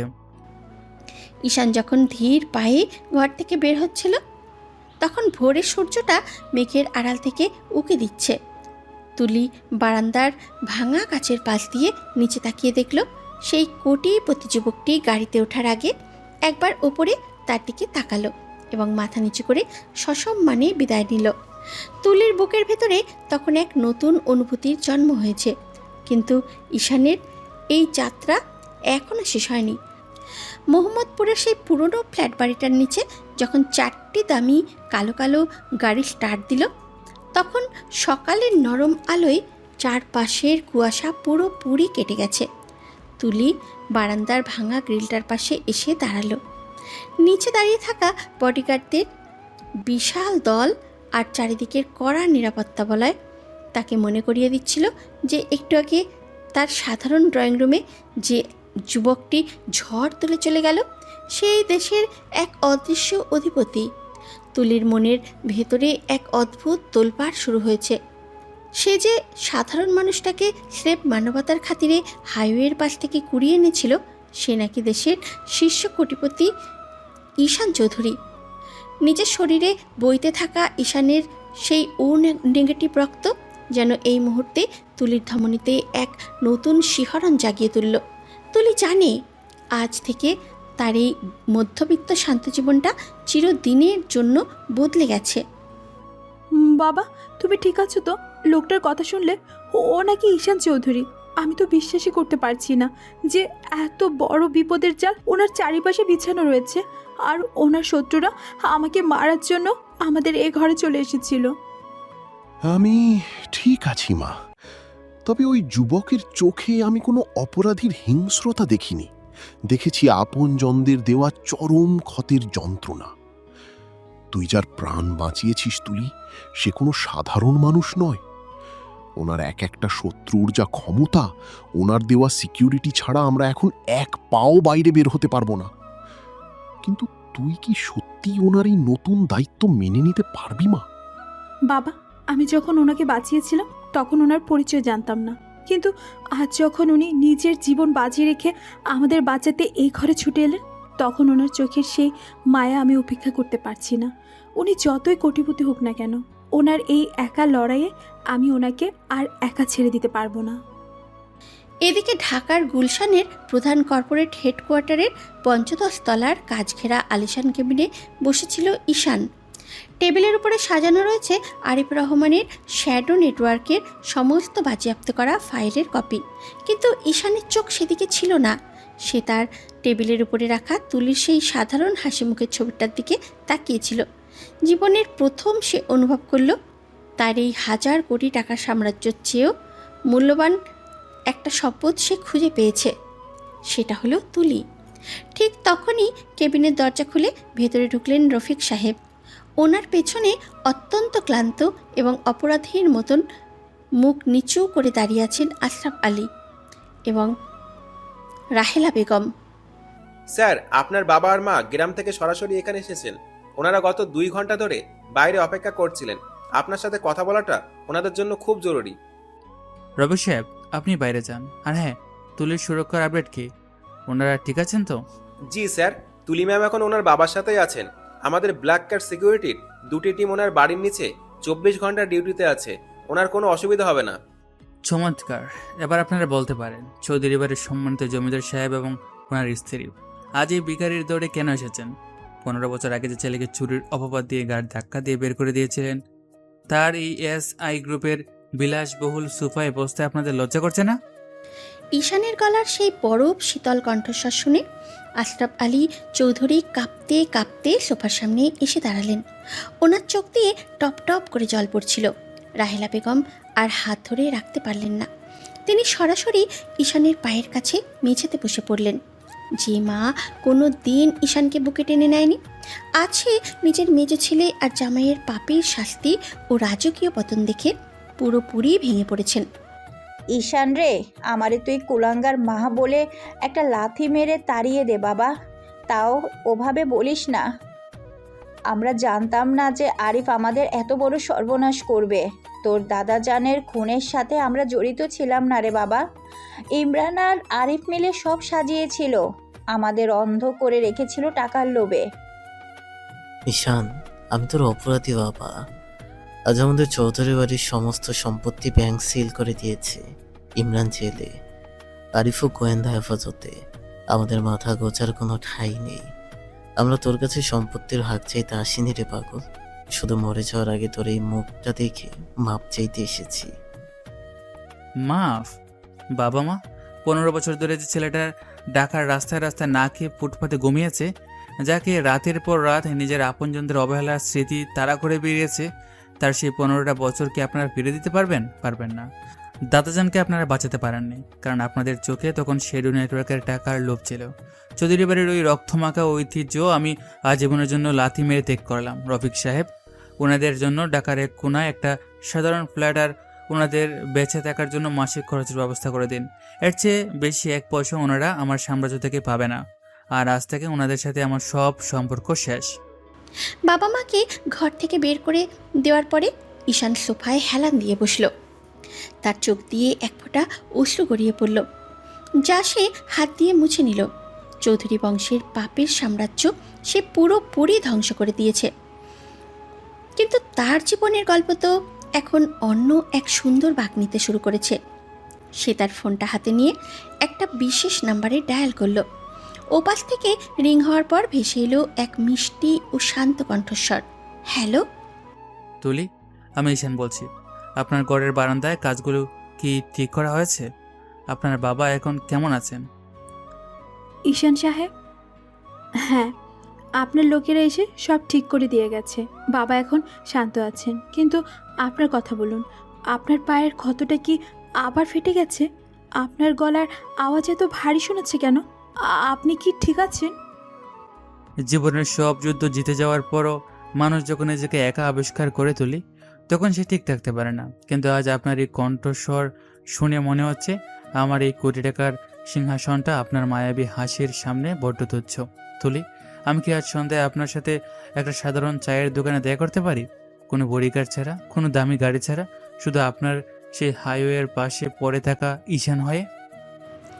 ওপাশ থেকে তুলি কিছুক্ষণ নীরব রইল। তারপরে এক মৃদু ও লাজুক হেসে বলল, আমি অপেক্ষা করব ঈশান, তবে এবার আর চায়ের দোকানে নয়। আমাদের এই ছোট্ট মধ্যবিত্ত ঘরের ড্রয়িং রুমের দরজা আপনার জন্য সব সময় খোলা থাকবে। ঈশানের বুকের ভেতরে জমে থাকা 15 বছরের অন্ধকার যেন তুলির এই একটা কথায় এক নিমিষে কর্পূরের মতো উড়ে গেল। দেশের টপ কোটিপতি ঈশান চৌধুরী এবার তার জীবনের আসল রাজকন্যাকে নিজের প্রাসাদে নিয়ে আসার চূড়ান্ত প্রস্তুতি শুরু করল। সন্ধ্যার পর থেকেই ঢাকার আকাশ মেঘলা ছিল, আর রাতের গভীরতা বাড়ার সাথে সাথে তার রূপ নিল এক প্রলয়ঙ্করী কালবৈশাখীতে। গুলশানের SI গ্রুপের হেডকোয়ার্টারে নিজের রাজকীয় কেবিনের নরম আলোয় বসে ঈশান যখন তুলির সাথে কাটানো সেই সুন্দর মুহূর্তটার কথা ভাবছিল, তখন সে জানতো না যে নিয়তির চাকা আবার উল্টো ঘুরতে শুরু করেছে। আরিফ রহমানকে গ্রেপ্তার করে আর চৌধুরী বংশের পাপের সাম্রাজ্য শিলগালা করে ঈশান ভেবেছিল সে দাবার শেষ চালটা খেলে ফেলেছে। কিন্তু অপরাধের অন্ধকার জগৎ এত সহজে তার আধিপত্য ছাড়ে না। দ্য শ্যাডো নেটওয়ার্কের শিকড় যে শুধু আরিফ রহমান বা ইমরান চৌধুরীর মাঝে সীমাবদ্ধ ছিল না, তা ঈশানের নিখুঁত ও নিটোল পরিকল্পনার দেওয়ালে প্রথম বড় ফাটল ধরিয়ে প্রমাণ করল। এক আকস্মিক ও দুঃসংবাদ।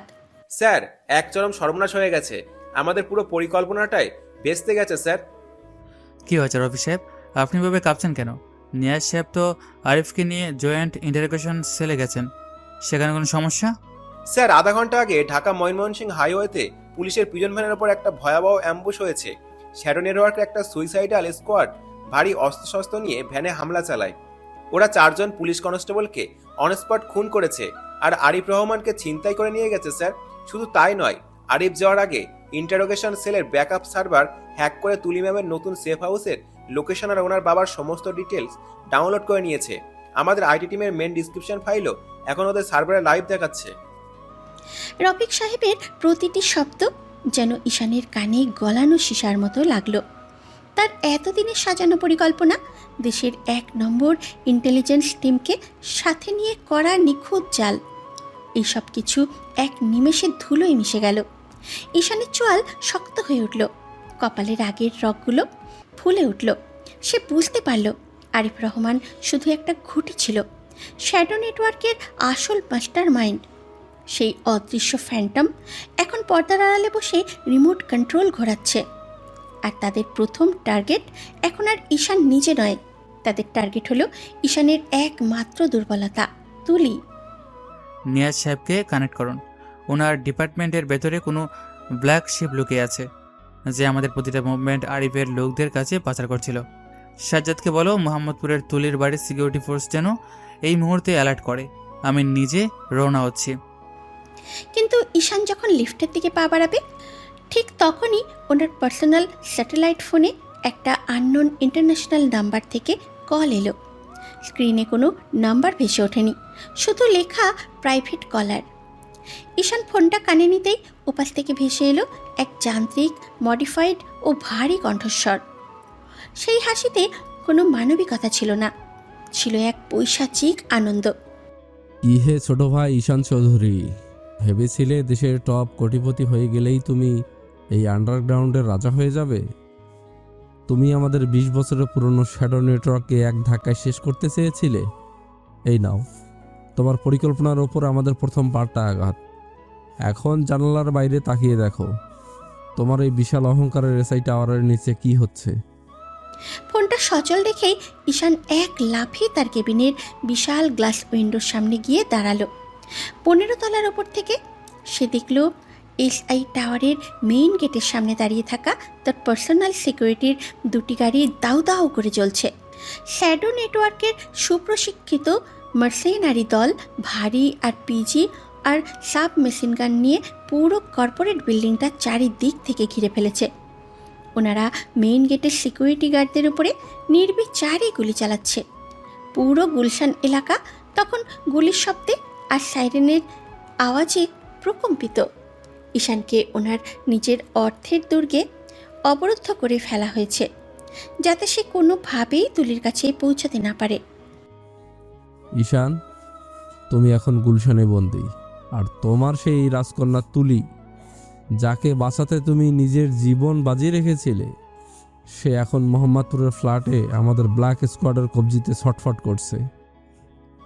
আরিফ রহমান নিজে যাচ্ছে তুলির সেই সুন্দর মুখটায় অ্যাসিড ঢেলে দিতে, যাতে তুমি সারা জীবন এক জ্যান্ত লাশ হয়ে বেঁচে থাকো। গুড বাই কোটিপতি ছোট ভাই। ফোনটা কেটে গেল।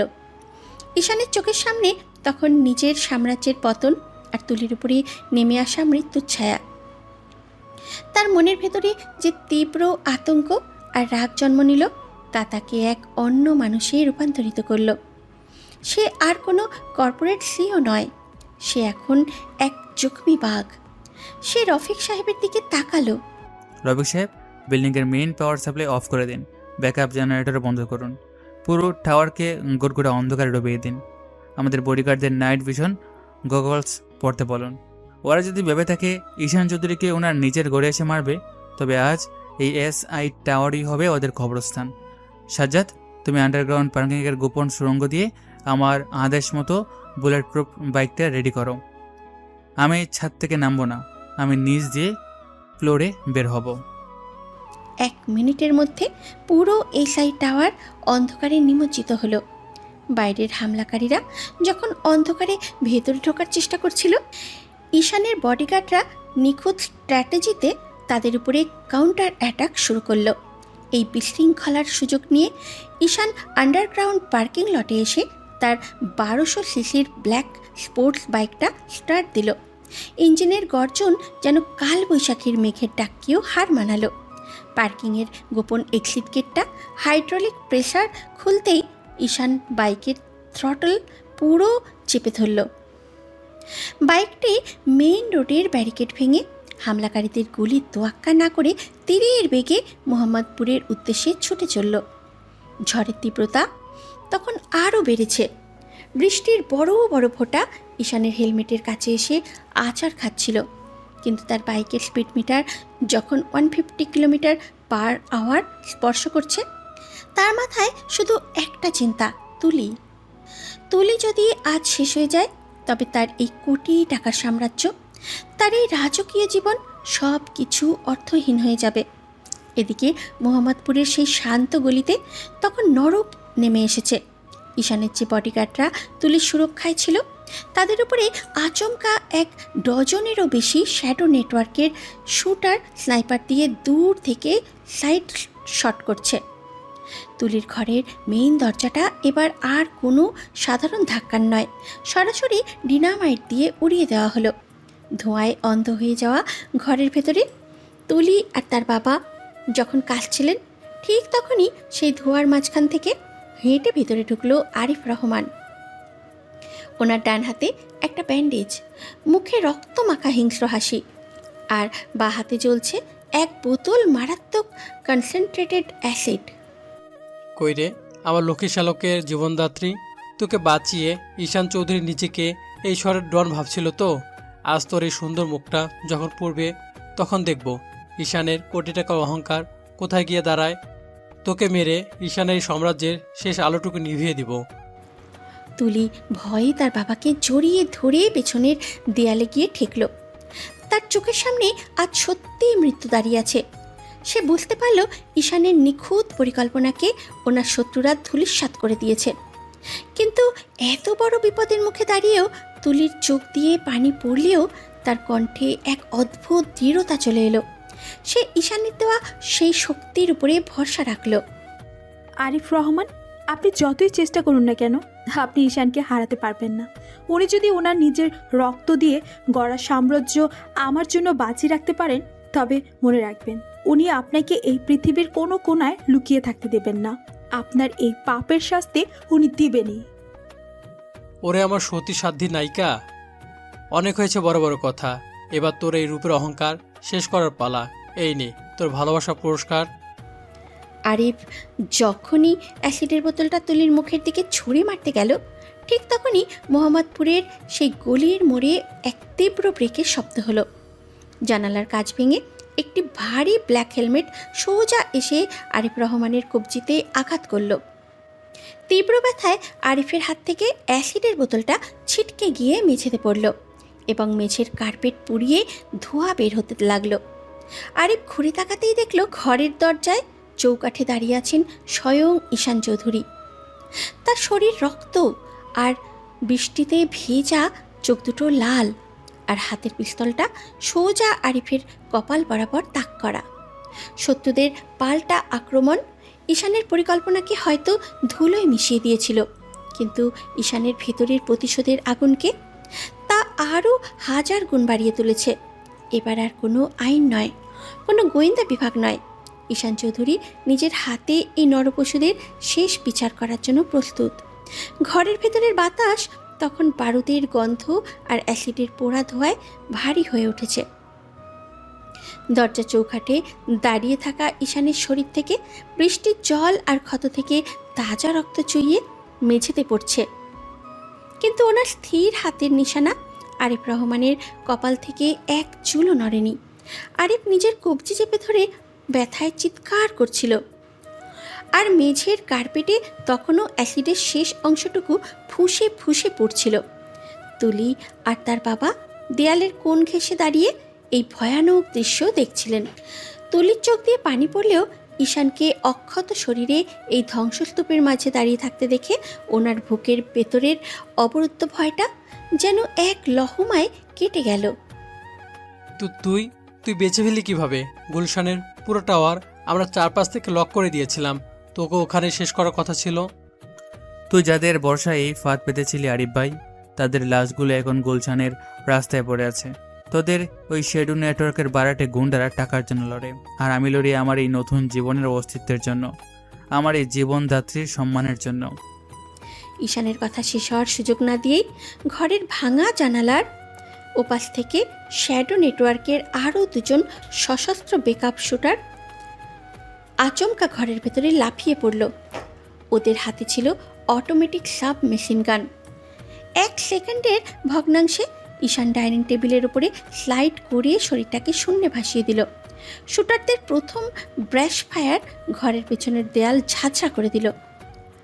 ঈশান শূন্যেই ওনার হাতের পিস্তল দিয়ে পরপর দুটি নিখুঁত কাউন্টার শট করল। প্রথম বুলেটটি প্রথম শুটারের কপাল ভেদ করে গেল এবং দ্বিতীয় বুলেটটি অন্য শুটারের বুকের মাঝখান গিয়ে বিঁধল। দুজনই এক বিন্দু শব্দ করার সুযোগ না পেয়ে মেঝেতে আছাড় খেয়ে পড়ল। সাজ্জাদ, রবিন, বিল্ডিংয়ের পেছনে গলি ক্লিয়ার করো। তুলি, আপনি আর আপনার বাবা এই টেবিলের নিচে পজিশন নেন, যতক্ষণ না আমি বলছি। কেউ মাথা ওপরে তুলবেন না। তুলি এক মুহূর্ত দ্বিধা না করে তার বাবাকে টেনে নিয়ে গিয়ে শক্ত কাঠের টেবিলটার নিচে আশ্রয় নিল। তুলির চোখ তখনও ঈশানের উপরেই নিবদ্ধ। সে দেখল আজ এক অন্য ঈশানকে, যার সামনে কোনো এক অন্যায় টিকতে পারছে না। ঠিক তখনই আরিফ রহমান মেঝের উপাস থেকে একটি পড়ে থাকা পিস্তল তুলে নেওয়ার জন্য হাত বাড়ালো। ঈশান তা দেখে এক ক্ষিপ্র লাথিতে পিস্তলটি ঘরের অন্য কোণায় ছিটকে ফেলে দিল এবং ওনার ভারী বুট দিয়ে আরিফের সেই ক্ষত বিক্ষত হাতটা সজোরে চেপে ধরল। হাড় ভাঙার মটমট শব্দে আরিফ তীব্র আর্তনাদ করে উঠল। তুই ভেবেছিলি তুই ফ্যান্টমের হয়ে চাল চালছিস? বল, তোদের সে আসল মাস্টার মাইন্ড এখন কোথায় লুকে আছে? এই ঢাকা শহরের কোন আস্তানায় বসে সে তোদের কন্ট্রোল করছে? আমি বলবো না। তুই আমাকে মারলেও ফ্যান্টম তোকে ছাড়বে না। ও অলরেডি তোকে আর তোর মেয়েটাকে দুনিয়া থেকে সরিয়ে দেওয়ার নতুন স্কোয়াড রেডি করে ফেলেছে। তাহলে তুই নিজে ওনার কাছে চলে যা, ঈশান আরিফকে কলার ধরে এক ঝটকায় তুলে জানালার সেই ভাঙা কাচের ফ্রেমের দিকে ছুঁড়ে মারল। আরিফ রহমান তিনতলার জানালাগুলি নিচের গলির পিঠঢালা রাস্তায় গিয়ে আছাড় খেল। ঠিক সেই মুহূর্তেই মোহাম্মদপুরের ওই পুরো গলি কাঁপিয়ে আবার কয়েকটা কালো মাইক্রোবাস এসে থামল। এবার আর কোনো ছদ্মবেশী শুটার নয়, স্বয়ং ফ্যান্টামের মেইন কিলার স্কোয়াড গাড়ি থেকে নেমে সরাসরি ভারী রাইফেল দিয়ে পুরো ফ্ল্যাট বাড়িটা লক্ষ্য করে গুলি চালাতে শুরু করলো। কাচের টুকরো আর ইটের কণা ঘরের ভেতরে বৃষ্টির মতো ছিটকে পড়তে লাগলো। ঈশান ওনার পকেট থেকে দুটি স্মোক গ্রেনেড বের করে সেফটি পিন দাঁত দিয়ে টেনে খুলে ঘরের দুই কোণায় ছুঁড়ে মারল। পুরো ঘর এক ঘন সাদা ধোঁয়ায় ঢেকে গেল। ওনার চোখ তখনও নাইট ভিশন মোডে অভ্যস্ত। সে ধীর পায়ে টেবিলের নিচে গিয়ে তুলির হাতটা শক্ত করে নিজের হাতের মুঠোয় পুরে নিল। ঈশানের হাতের উষ্ণতা তুলির সমস্ত ভয় দূর করে দিল। তুলি, আমাদের এখান থেকে এখনই বের হতে হবে। ওরা পুরো বিল্ডিং উড়িয়ে দেওয়ার প্ল্যান করছে। আপনি আমাকে বিশ্বাস করেন তো? আমি আপনাকে নিজের জীবনের চেয়েও বেশি বিশ্বাস করি ঈশান। আপনি যেখানে নিয়ে যাবেন আমি সেখানেই যাব। শুধু আমার বাবাকে বাঁচান। আপনার বাবার দায়িত্ব আমার বডিগার্ডদের। সাজ্জাদ অলরেডি ব্যাকডোর সিকিউরিটি করেছে। আপনি শুধু আমার সাথে পা মেলান। ঈশান তুলিকে এক হাতে জড়িয়ে ধরে অন্য হাতে পিস্তল উঁচিয়ে ধোয়ার ভেতর দিয়ে ছাদের সিঁড়ির দিকে ছুটল। পেছনের সিঁড়িঘর দিয়ে তখন আরও 3 জন শুটার উপরে উঠছিল। ঈশান সিঁড়ির রেলিংয়ের ওপরে ভর দিয়ে শরীরটাকে ঝুলিয়ে দিয়ে নিচ থেকে উপরের দিকে অন্ধের মতো 3টে ফায়ার করলো। শুটাররা সিঁড়ি দিয়ে গড়িয়ে নিচে পড়ে গেল। ঈশান তুলিকে নিয়ে সোজা 4তলার ছাদে উপরে চলে এলো। বাইরে তখন কালবৈশাখীর ঝোড়ো হাওয়া আর মুষলধারে বৃষ্টি ছাদের উপরে এসে দাঁড়াতেই ঈশান দেখল আকাশের বুক চিরে একটি লোগোবিহীন কালো হেলিকপ্টার অত্যন্ত নিচু হয়ে ছাদের দিকে এগিয়ে আসছে। হেলিকপ্টারের দরজা খোলা মাত্রই সার্চ লাইটের তীব্র আলো এসে পড়ল ঈশান আর তুলির উপরে। আর সেই দরজায় দাঁড়িয়ে এক হাত দিয়ে স্নাইপার রাইফেল ত্যাগ করে আছেন একটা রহস্যময় ব্যক্তি, যার মুখে একটি সিলভার কালারের মুখোশ। সে আর কেউ নয়, স্বয়ং দ্য ফ্যান্টম। ঈশান চৌধুরী, শেষ রক্ষা তোমার হলো না। তোমার এই কোটিপতির খেলা আজ এই ছাদেই শেষ হবে। ফ্যান্টম স্নাইপারের ট্রিগার চাপার আগেই ঈশান তুলিকে নিজের শরীরের নিচে ড্রাইভ দিয়ে ছাদের এক বিশাল পানির ট্যাঙ্কের আড়ালে নিয়ে গেল। ফ্যান্টমের বুলেট ট্যাঙ্কের লোহার গায়ে লেগে স্পার্ক তৈরি করল। ঈশান বুঝতে পারল এই খোলা ছাদে ভারী হেলিকপ্টারের সামনে ওনার হাতে ছোট পিস্তল দিয়ে বেশিক্ষণ টিকে থাকা যাবে না। ওনাকে এবার ওনার জীবনের সবচেয়ে বড় এবং ভয়ঙ্কর ঝুঁকিটা নিতেই হবে। সে তুলির চোখের দিকে তাকালো, যেখানে শুধু ঈশানের জন্য ভালোবাসা আর ভরসা চকচক করছিল। কালবৈশাখীর ঝোড়ো হাওয়া আর মুষলধারে বৃষ্টির মধ্যে মোহাম্মদপুরের সেই 4তলার ছাদটি যেন এক রণক্ষেত্রে পরিণত হয়েছিল। স্যাটেলাইটের তীব্র আলোয় পানির ট্যাঙ্কের আড়ালে তুলে নিজের শরীরের নিচে আঁকড়ে রেখেছিলেন ঈশান। হেলিকপ্টারের দরজায় দাঁড়িয়ে থাকা সিলভার মুখোশধারী ফ্যান্টম তখনও ওনার স্নাইপার রাইফেল দিয়ে অনবরত গুলি চালাচ্ছিল। লোহার ট্যাঙ্কে বুলেটের আঘাত লেগে আগুনের ফুলকি ছিটকে পড়ছিল চারপাশে। ঈশান জানতেন শুধু ডিফেন্স করে এই আন্তর্জাতিক অপরাধীর হাত থেকে বাঁচা অসম্ভব। ওনাকে এখন শেষ চালটি চালতেই হবে। সে পকেট থেকে ওনার পার্সোনাল স্যাটেলাইট রিমোটটি বের করে একটি লাল বাটনে চাপ দিলেন। ফ্যান্টম, তুই ভেবেছিস আমি তৈরি না হয়ে তুলিকে নিয়ে এই খোলা ছাদে এসেছি? উপরে তাকিয়ে দেখ, এই আকাশের মালিক এখন খেয়ে। ঈশানের কথা শেষ হতে না হতেই মেঘে ঢাকা আকাশ চিরে তীব্র গতিতে ধেয়ে এলো বাংলাদেশ বিমান বাহিনীর 2টি অত্যাধুনিক গানশিপ হেলিকপ্টার, যা নিয়াজ সাহেবের বিশেষ গোয়েন্দা কমান্ডো টিম পরিচালনা করছিল। একই সাথে ছাদের দরজা ভেঙে ভেতরে ঢুকে পড়ল সাজ্জাদ, রবিন এবং 1 ডজন সশস্ত্র কমান্ডো। বিমান বাহিনীর গানস্লিপের ভারী লেজার লক হতেই ফ্যান্টমের পাইলট ভয় পেয়ে হেলিকপ্টার ঘুরিয়ে পালানোর চেষ্টা করলো, কিন্তু ঈশান ততক্ষণে ট্যাঙ্কের আড়াল থেকে বেরিয়ে এসে সে মাটিতে হাঁটু গেড়ে বসে ওনার হাতের বিশেষ হেলিকপ্টারের রোটর ব্লেড লক্ষ্য করে দুটি নিখুঁত শট করলেন। তীব্র বিস্ফোরণে হেলিকপ্টারটি ছাদ থেকে কিছুটা দূরে এক পরিত্যক্ত খালি মাঠে গিয়ে আছাড় খেয়ে পড়ল। কমান্ডোরা দ্রুত সেই ধ্বংসস্তূপে গিয়ে ফেলে ফ্যান্টমকে জীবিত অবস্থায় টেনে বের করলো। ওনার মুখের সিলভার মুখোশটা টান দিয়ে খুলে ফেলতেই নিয়াজ সাহেব চমকে উঠলেন। এই লোক আর কেউ নয়, চৌধুরী বংশের এক সময়কার প্রধান আইনি উপদেষ্টা এবং দাদাজানের পরম বিশ্বস্ত ব্যারিস্টার রফিকুল ইসলাম, যিনি গত 20 বছর ধরে পর্দার আড়ালে থেকে শ্যাডো নেটওয়ার্কের সুতো নাড়াচ্ছিলেন। এই ঘটনার ঠিক 3 দিন পরে নওগাঁর নিয়ামতপুরের সেই ঐতিহ্যবাহী চৌধুরী বাড়ির বিশাল উঠোনে এক অভূতপূর্ব সমাবেশের আয়োজন করা হয়েছে।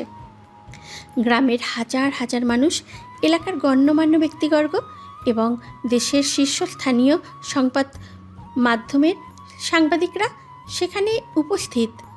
আজ থেকে ঠিক 15 বছর আগে এই উঠোনেই এই একটা ঝোড়ো রাতে এক নিষ্পাপ কিশোরকে চুরি করার অপবাদ দিয়ে পিটিয়ে গ্রাম থেকে বের করে দেওয়া হয়েছিল।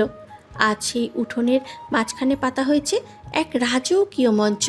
মঞ্চের এক পাশে অপরাধীর মতো হাতকড়া পরিয়ে দাঁড়িয়ে আছে মেজো ভাই এবং ইমরান চৌধুরী, এবং হুইল চেয়ারে ব্যান্ডেজ নিয়ে বসে আছে আন্ডারগ্রাউন্ডের ডন আরিফ রহমান।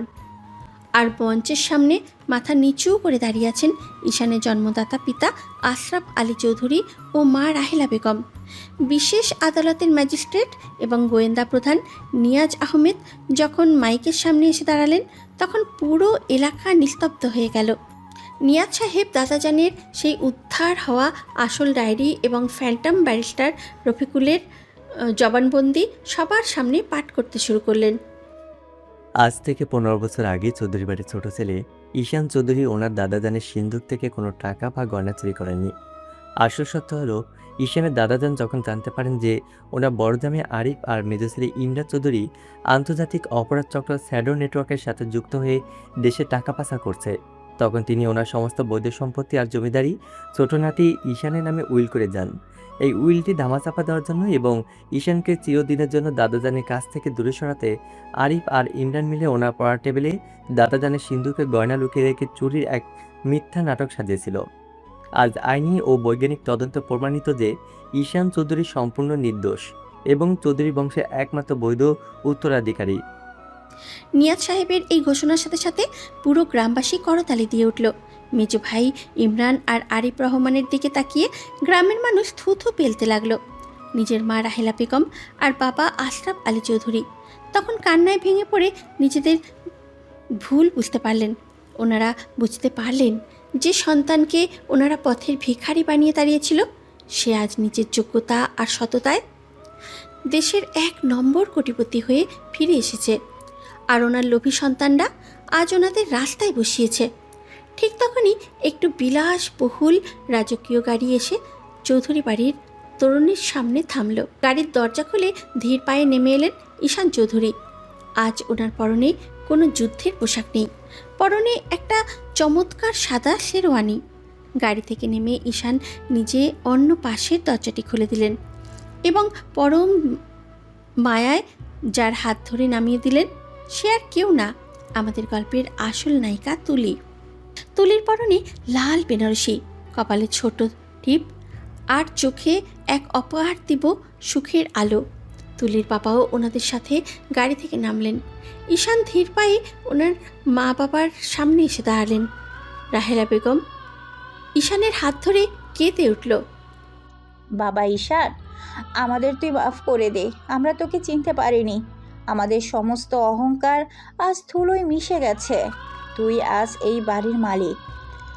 আমাদের তাড়িয়ে দিলেও আমাদের কোনো ক্ষোভ নেই বাবা। আমি আপনাদের তাড়িয়ে দেব না মা। যে চৌধুরী বাড়ির নামে এই নোংরা অপবাদ আর অপরাধ মিশেছিল, আমি আজ এই পুরো জমিদারি আর চৌধুরী বাড়িটাকে একটি সরকারি ট্রাস্টের অধীনে দান করে দিলাম। আজ থেকে এই বিশাল বাড়িটি হবে একটি আধুনিক এতিমখানা এবং কৃষি গবেষণাগার। আর আপনাদের থাকার জন্য আমি ঢাকার এই যে ফ্ল্যাটটি দিয়েছি, আপনারা সেখানেই সসম্মানে শেষ জীবনটা কাটাবেন। চৌধুরী বংশের পাপের অধ্যায় আজ এখানে শেষ হলো।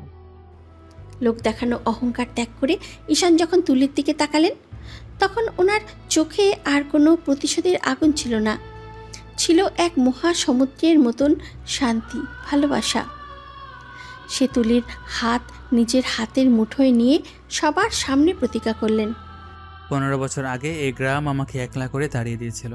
আমি হাজার কোটি টাকা কামিয়ে শান্তিতে ঘুমাতে পারিনি, কিন্তু হাইওয়ের পাশে রক্তাক্ত অবস্থায় পড়ে থাকার পর এই মেয়েটি যখন আমাকে নিজের রক্ত দিয়ে বাঁচিয়েছিল, সেদিন আমি আমার জীবনের আসল কোটিপতির সন্ধান পেয়েছি।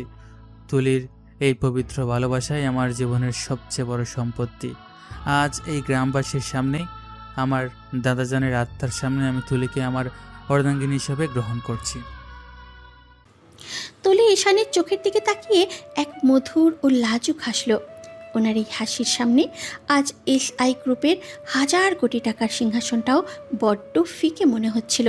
তুলি জানতো ওনার ভালোবাসার মানুষটি আজ ওনার সমস্ত দুঃখ আর অতীতকে জয় করে এক নতুন আলোয় ফিরে এসেছে। বিকেলের মিষ্টি সূর্যটা যখন চৌধুরী বাড়ির উপরে ঢেলে পড়ল, তখন চারপাশের পাখিদের কলকাকলিতে এক উৎসবের আমেজ নেমে এলো। এতিমখানার শিশুরা নতুন জামা পরে চারিদিকে হাসাহাসি করছে। দীর্ঘ 15 বছরের অবহেলা, কষ্ট, কুয়াশা আর রক্তের দাগ মুছে ঈশান আর তুলির জীবন এক নতুন এবং চিরস্থায়ী সুখের বাঁধনে জড়িয়ে গেল। কুৎসিত অপবাদের অবসান ঘটিয়ে সত্যের জয় হলো এবং এক চমৎকার হ্যাপি এন্ডিংয়ের মাধ্যমে শেষ হলো চৌধুরী বাড়ির অবহেলিত ছোট ছেলের এক রাজকীয় রূপকথা।